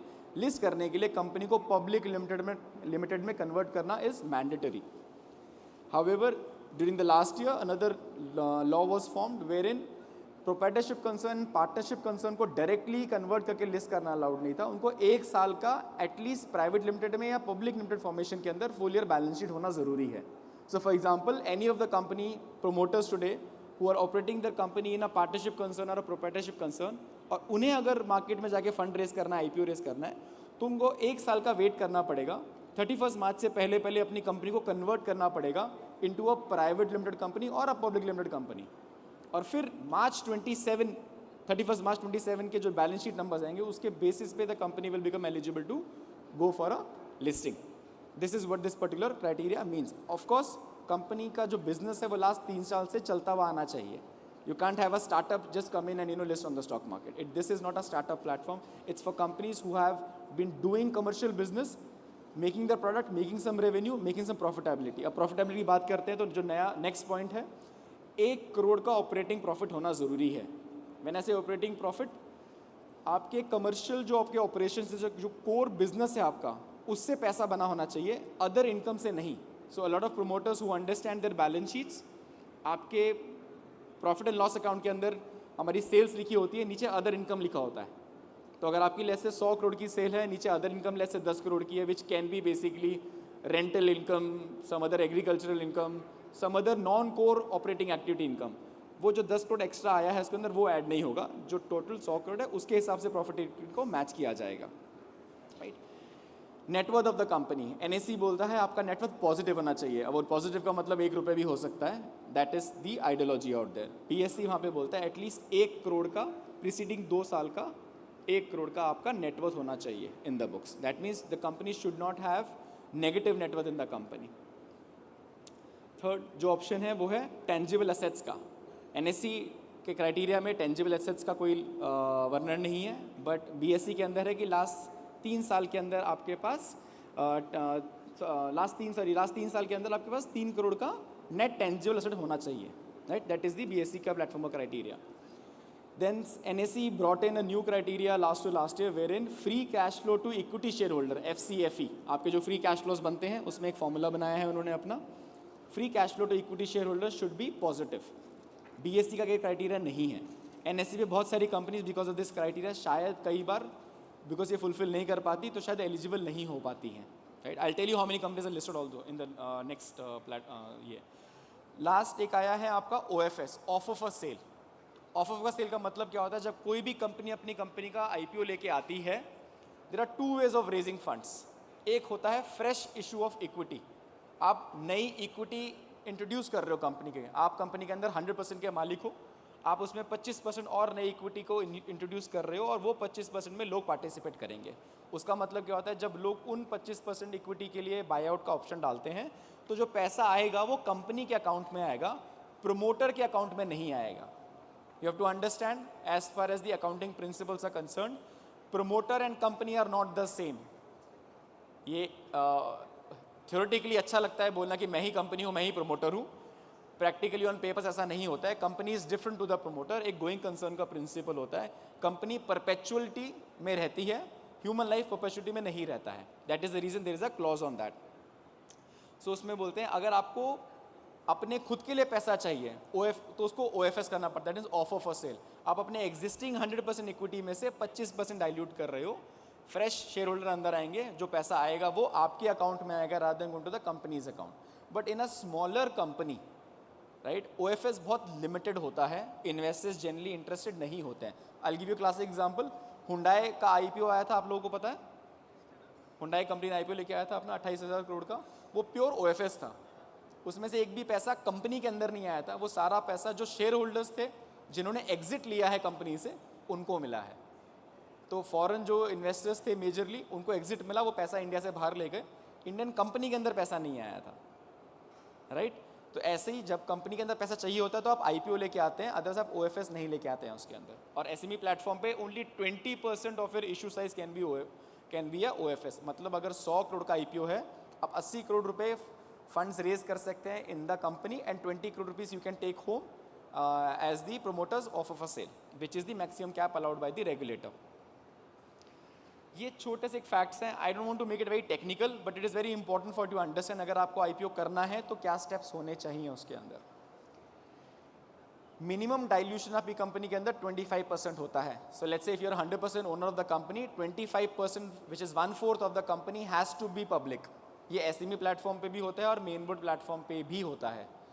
आप 20%, 5%, 10% नहीं लिक्विडेट कर सकते, को 25% करना ही करना है, ये सेबी का लॉ है, इसमें कोई चेंजेस नहीं है। इसके ऊपर एक 1.25% मार्केट मेकिंग कॉन्सेप्ट होता है। बेसिकली आपका जब स्टॉक लिस्ट हो जाता है और कंपनी को ट्रेड करना होता है स्टॉक्स के अंदर किसी इन्वेस्टर को, वहाँ पे लेट्स से आपकी कंपनी थी, मैंने इन्वेस्ट किया और मुझे IPO के नेक्स्ट डे ही एग्जिट चाहिए कंपनी में से। आप एज अ प्रमोटर तो बाय नहीं करोगे क्योंकि आपको अभी भी पैसा मिला है, बट मैं एज अ इन्वेस्टर मुझे अगर एग्जिट करना है तो मुझे एग्जिट कौन देगा? अगर मार्केट में और बायर्स नहीं खड़े हुए स्टॉक के तो आई विल गेट स्टक। मेरे जैसे और अगर 10 लोग हैं, अगर वो भी स्टक हो गए तो प्राइस टूटना शुरू हो जाता है। बिकॉज अगर मैंने 100 रुपये में शेयर खरीदा है और there are no sellers in the no buyers in the market out there, no sellers in the market out there, तो मुझे क्या आएगा उसके अंदर प्राइस अप्रिशिएट करना शुरू कर जाएगा। लेकिन अगर मुझे बेचना है और मुझे उस प्राइस में मिल ही नहीं रहा है कोई, तो मैं 100 की जगह 99 डालना शुरू कर दूंगा, because I want an exit, probably there was an emergency in the family. So promoter ने कुछ नहीं किया, कंपनी ने कुछ नहीं किया, फंडामेंटल कुछ चेंज नहीं हुए, लेकिन end of the day what happens, stock prices starts going down. Similarly मुझे खरीदना है but there are no sellers in the market, promoter अपना स्टॉक बेचेगा नहीं एक्स्ट्रा, और जो एग्जिस्टिंग इन्वेस्टर्स है वो अपना स्टॉक नहीं बेचेंगे, but I want to buy, I want to become a participant to the company, तो मैं 100 की जगह 101 देना शुरू कर दूंगा, 102 करना शुरू कर दूंगा। That's how the price movement also starts happening out there, right. That's the fluctuation. उसको मेंटेन करने के लिए एक मार्केट मेकर कॉन्सेप्ट लिया गया है कि एक स्टॉक ब्रोकर आपकी तरफ से मार्केट में प्रेजेंट रहेगा जो 1.25% ऑफ योर इक्विटी अपनी बुक्स में लेगा एंड मार्केट में ये मिनिमम लिक्विडिटी प्रोवाइड करेगा। That is the role of a market maker. Market maker कोई नहीं है, NSE और BSE रजिस्टर्ड स्टॉक ब्रोकर्स होते हैं, जो ऑफिशियल रजिस्टर्ड स्टॉक ब्रोकर्स आपको उनको अपॉइंट करना पड़ता है। इसके अलावा इसमें एक और चीज़ है कि प्रोमोटर इस IPO के थ्रू अपनी कंपनी से एग्जिट नहीं ले सकते हैं। So 20% of the promoters capital gets locked in for the next 3 years। ये कब होता है? जहाँ पे बहुत सारे प्रोमोटर, जो आज यहाँ पे भी स्टेज पे डिस्कस किया गया, that are lot of promoters who do not have their second generation in the business, who are not interested to run the family operations. इस सिचुएशन में प्रोमोटर्स क्या करते हैं? अपने बिजनेस को धीरे धीरे कम कर देते हैं and then they finally wind up the business. तो जो इतने साल की जो लेगेसी थी, जो क्रिएट किया था, उसका कोई वैल्यू नहीं निकल के आता। So what you can do is probably you can come find a strategic investor for yourself, come on the public market, list the company, be with those new set of investors for the next 3 years, show them how to run the business, and probably then you can take a silent exit from the company, or you can probably give those 20% equity shares to your future generation as a safekeeping. That's also an option. इसलिए ये एक platform पे ये option दिया गया for people who do not have second generation people come into the company. जैसे यहाँ पे राहुल सर ने बोला कि my son does not run the company, right? He's got a marketing manager who's running the show for him. So not necessarily at your own bloodline is going to help you grow the business. You can hire some professional people, raise funds for that also on the platform, and take the business journey ahead. बाकी सब इसके अंदर जो भी हैं वो criterias दिए हुए हैं। एक ही टेक्निकल चीज़ है आपके यहाँ पे जानने के लिए, जब आप मेन बोर्ड पे कोई भी स्टॉक परचेज सेल करते हैं, आप एक सिंगल शेयर को बेच सकते हैं और खरीद सकते हैं। लाइक फॉर एग्जाम्पल, अगर आपको रिलायंस इंडस्ट्रीज का कोई एक शेयर खरीदना है, आप एक सिंगल शेयर खरीद सकते हैं, सिंगल शेयर बेच सकते हैं सेकेंडरी मार्केट में। यहाँ पे आप वो चीज़ नहीं कर सकते हो। यहाँ पे सेबी ने एक लॉ रखा है जहाँ पे ये बोला गया है कि मिनिमम इन्वेस्टमेंट्स SME स्टॉक्स के अंदर 1 लाख रुपए का होगा। तो just to break it down, अगर 100 रुपये का शेयर है तो 1000 शेयर्स का एक लॉट बन जाएगा। 1000 shares into 100 becomes 1 lakh rupee. So whoever wants to invest will have to invest at least 1 lakh rupee via buying one lot. So you can buy one lot or multiple of one lots, and if they want to sell, they'll have to sell in those lots only. They can't break the lots. That is the reason यहाँ पे क्यों दिया गया है ये चीज़, because I am sure all of you will agree, SMEs businesses are very risky businesses in terms of the capital market understanding. उनकी performances market के ऊपर आके इतना ज़्यादा नहीं हुआ है जितना ऑफलाइन मार्केट में हुआ है.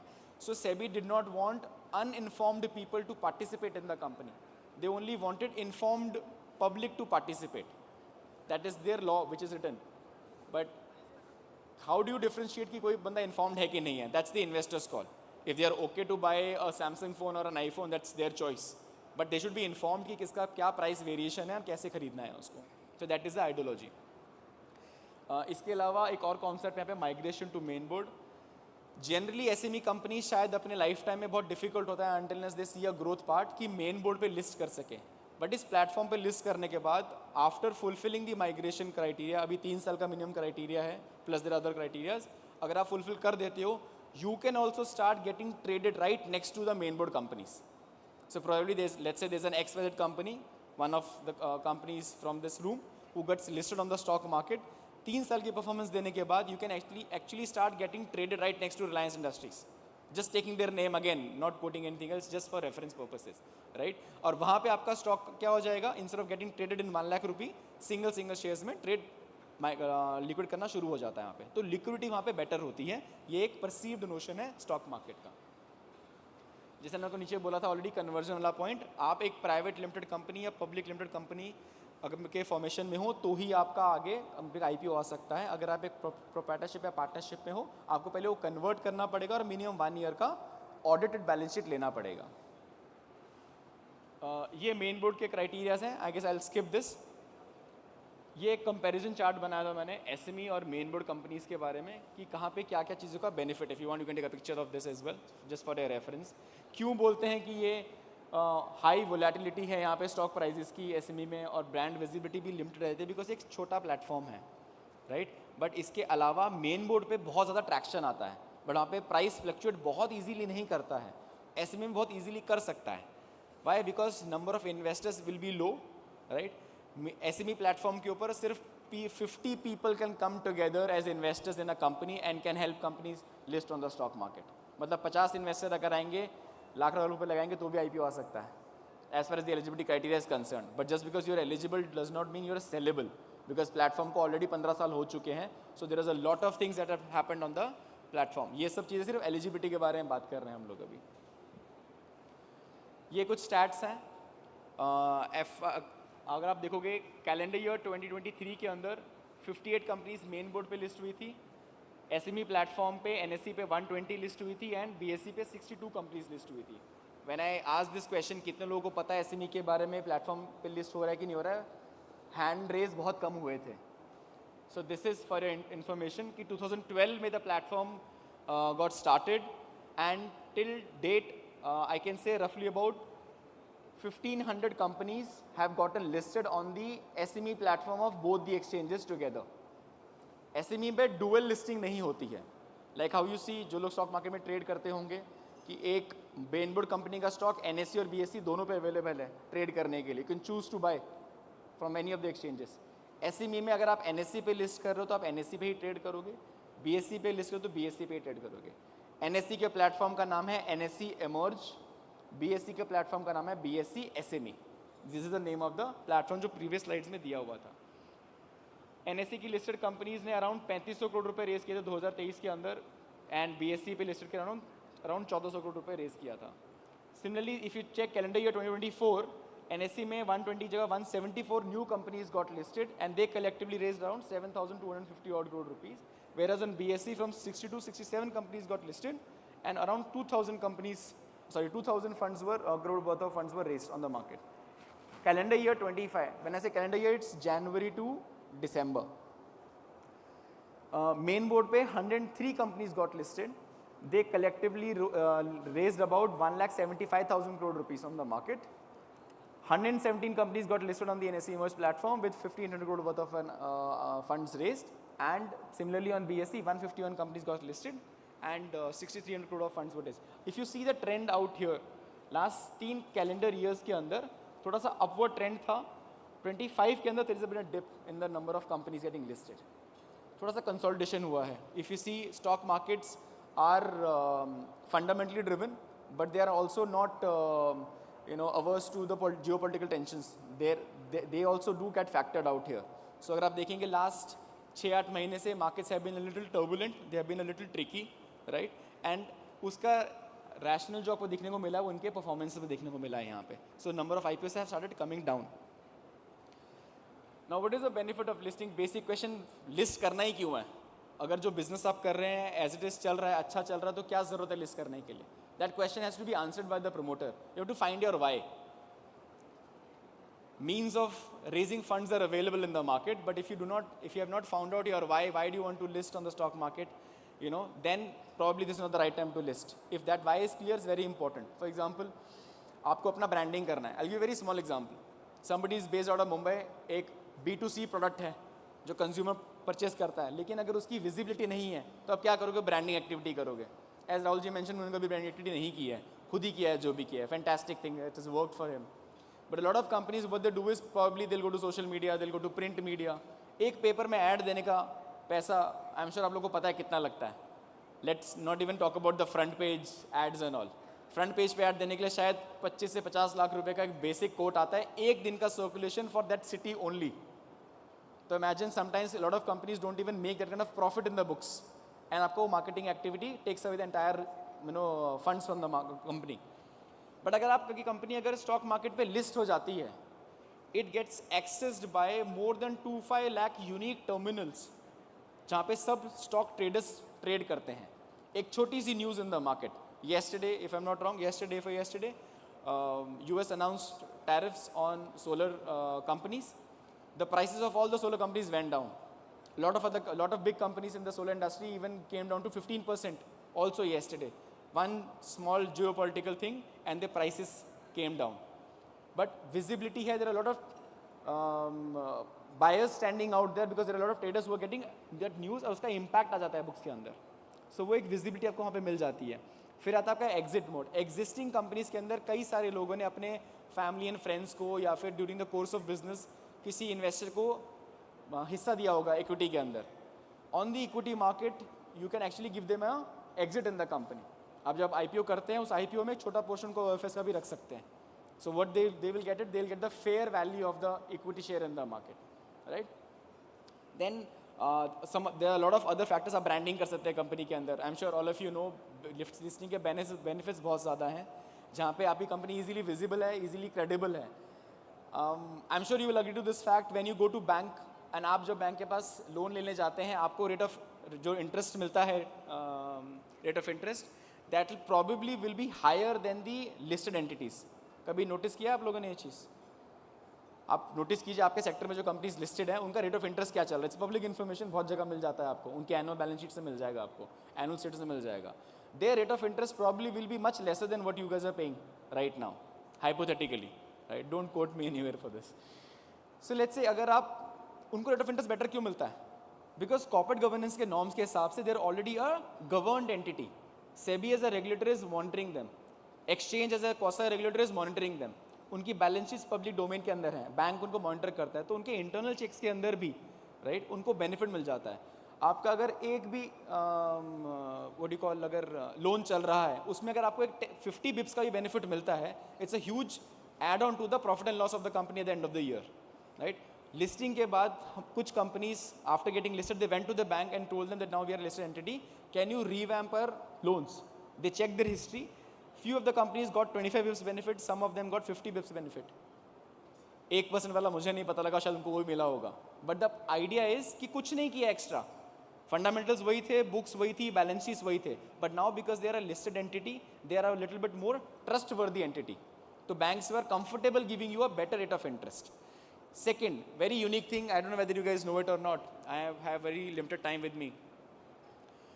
After RBI, who has the power to print currency? RBI पैसा प्रिंट करता है, राइट? RBI के बाद कौन है लीगल एंटिटी जिसके पास ये राइट है, they can print currency for them? No idea? A promoter of a company. इसका मतलब ये नहीं कि मैंने मिंट लेके फटाफट नोट छापना शुरू कर दिया. Your share certificates, what are they? They are nothing but currency. जो आज शायद किसी एक बैंक के लॉकर में पड़ी होगी because they are not holding any value.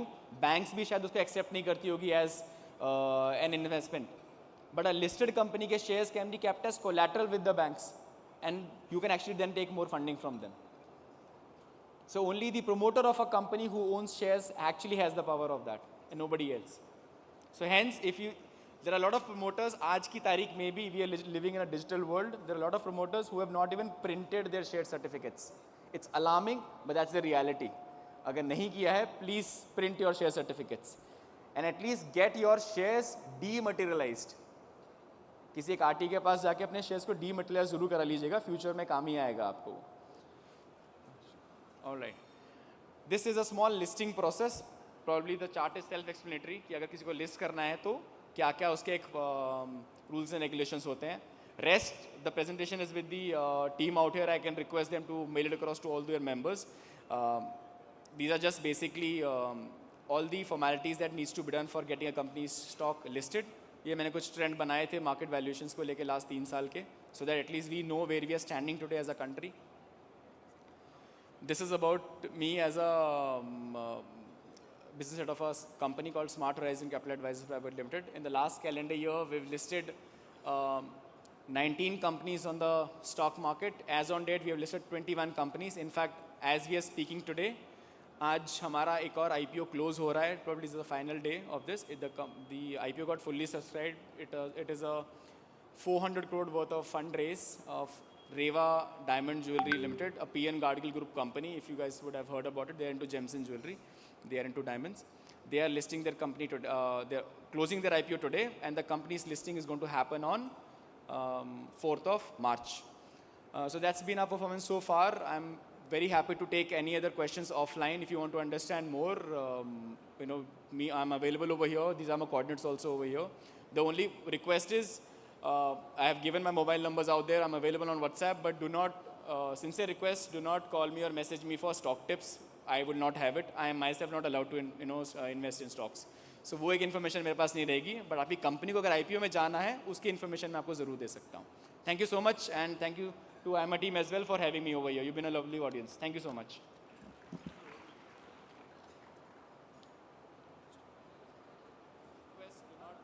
Thank you very much, Mr. Singh. I will not have it. I am it was a very invest in stocks. So nice session. And now I would request Mr. Shashin Shah, Chairman, Young at IEEMA, and Mr. Siddharth Bhutoria, President-elect IEEMA, to come to stage and give away the memento to Mr. Singh. Thank you very much, Mr. Singh. I will not have it. I am it was a very invest in stocks. So nice session. And now I would request Mr. Shashin Shah, Chairman, Young at IEEMA, and Mr. Siddharth Bhutoria, President-elect IEEMA, to come to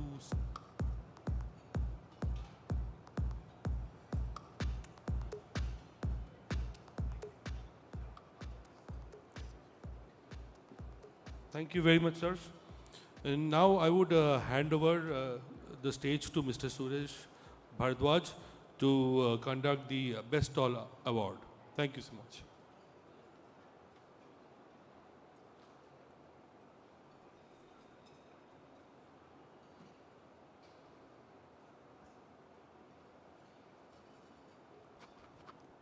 Good afternoon.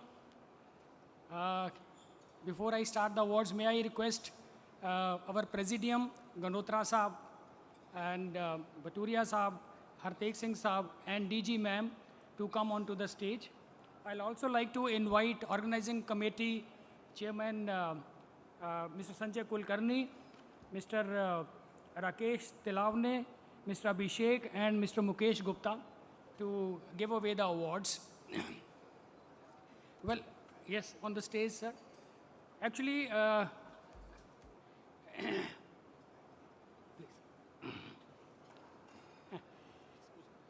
I'll also request the Hartek Singh Saab. Thank you. I understand that we are hungry, but this is an important activity that we have to perform.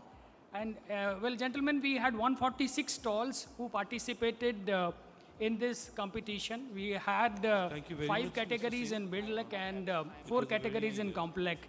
And we have a very experienced and knowledgeable jury. And Mr. Ramesh Chandak Saab, who is our past president, as well as Mr. Sachin Handa, who is CEO of. I will request them also to join on stage for giving the awards and encouraging them. And well, friends, I had named the jury, and they had all the stalls were very good. So I would request all of you to give a very good round of applause for all the exhibitors who have installed their stalls. And please trust me, Handa Saab and Chandak Saab has a difficulty, especially in large category, in bear size category, to give the awards. But anyway, they have come up with the solutions. And just to give you the gist of this, apart from the visual attraction, the other criteria like feel and how utilized, how were they, displayed their products, and innovation, what kind of materials they have used. So all these criteria were used to evaluate. So now we start with first we will go with the Compelec Awards, and we'll start from the 9 square mm shell category. And here the runner-up is Sumip Composites Private Limited. Please give them a big hand. Can I request their representative to come and collect their award? Sumip. Okay, next one we will go with. And in this category, shell category of 9 square meter, the winner is Swastik Industries Works. I think their representative is here. I request him to come up quickly. And then for 12 to 15 category also, the next recipient should also be ready, please.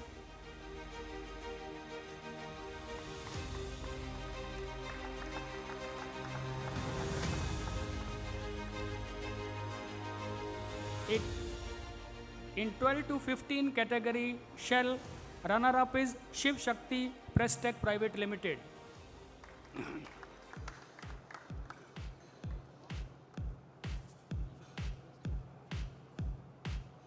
I request them to come a bit fast, please.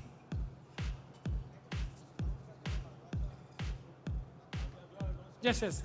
Okay, and the winner on in 12 to 15 category is Set on Site, which is Accrete. I'll request the representative to.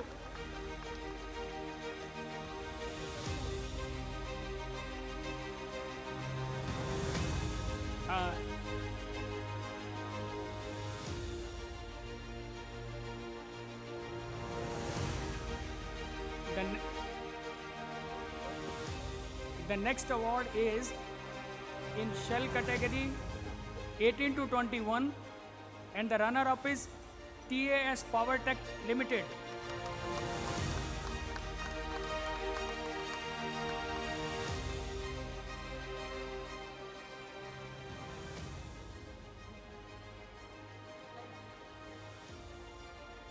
In the same category, next please be ready, and the winner is Jai Copper and Alloys Private Limited.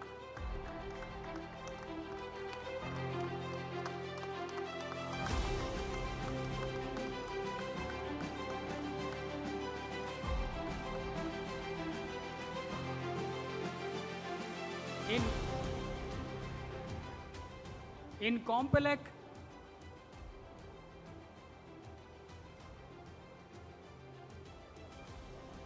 runner-up category for beer is Obo Betterman India Private Limited. I'll request their representative to come.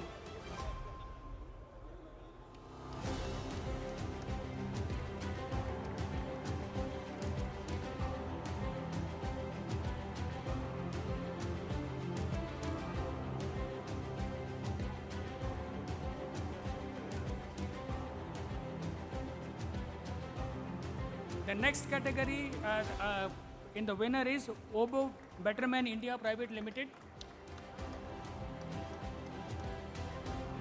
And the winner in this category is Hansel Electric Private Limited.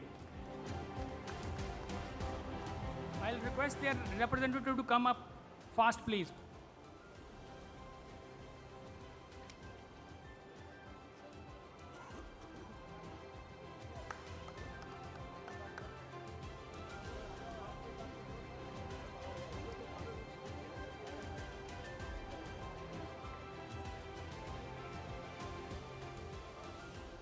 Now we will start with the Shell Build Neck Award, and the runner-up in 9 square meter area is SK Electronics Powerhouse.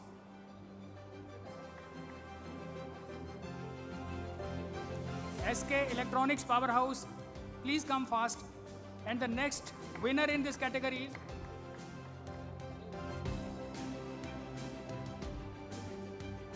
Lawson Fuses. They are the winner. I'll request the representative to come fast, please.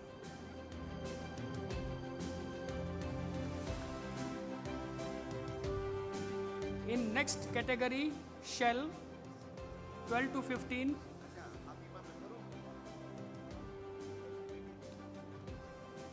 We have a runner-up, Dudhat Infra Products Limited. I'll request the representative to come here. Dudhat. Okay, we'll move to the next one, and the winner in this category is Myco Industries.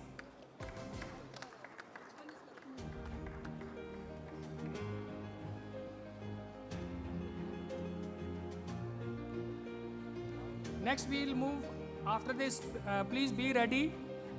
18 to 21 category, runner-up is KN Electro Industries Private Limited.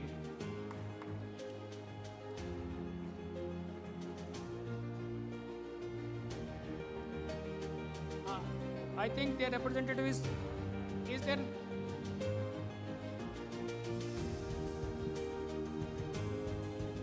And we'll move to the next category, which is winner in this category 18 to 21 is Tor I. Please come fast. Tor I.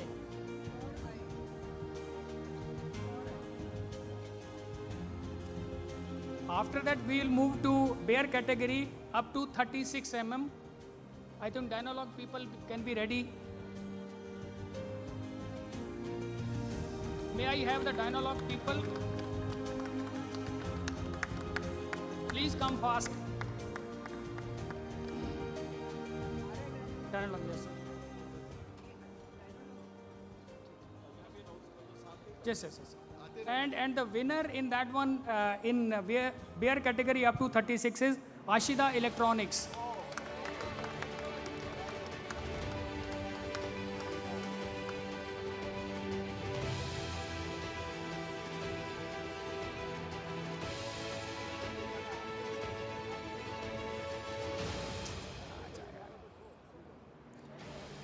And in the bear category, and the big one, and any guesses? The runner-up is Polycab India. You are right, sir.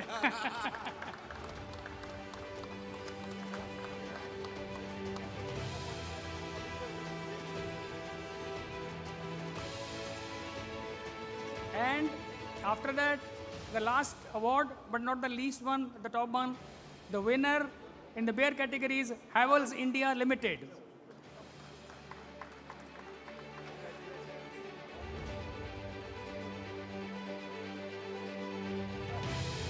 I think Sumip representative is here. If he can come up fast. He was not there when we announced it. After that, he can collect it.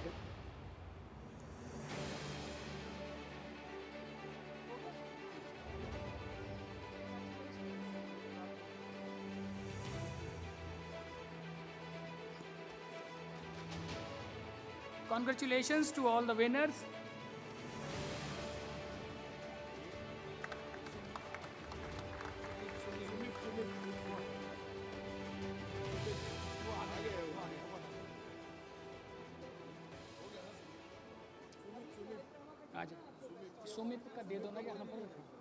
Again, I am requesting, because Sumip at that time was not there, I will request them to collect their award.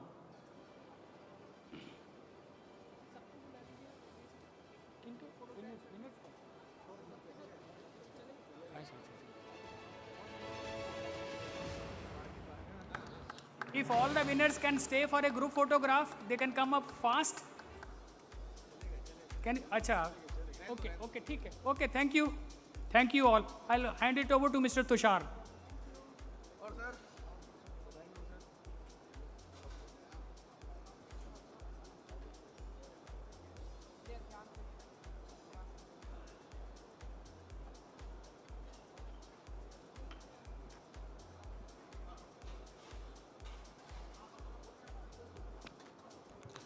Thank you very much, ladies and gentlemen.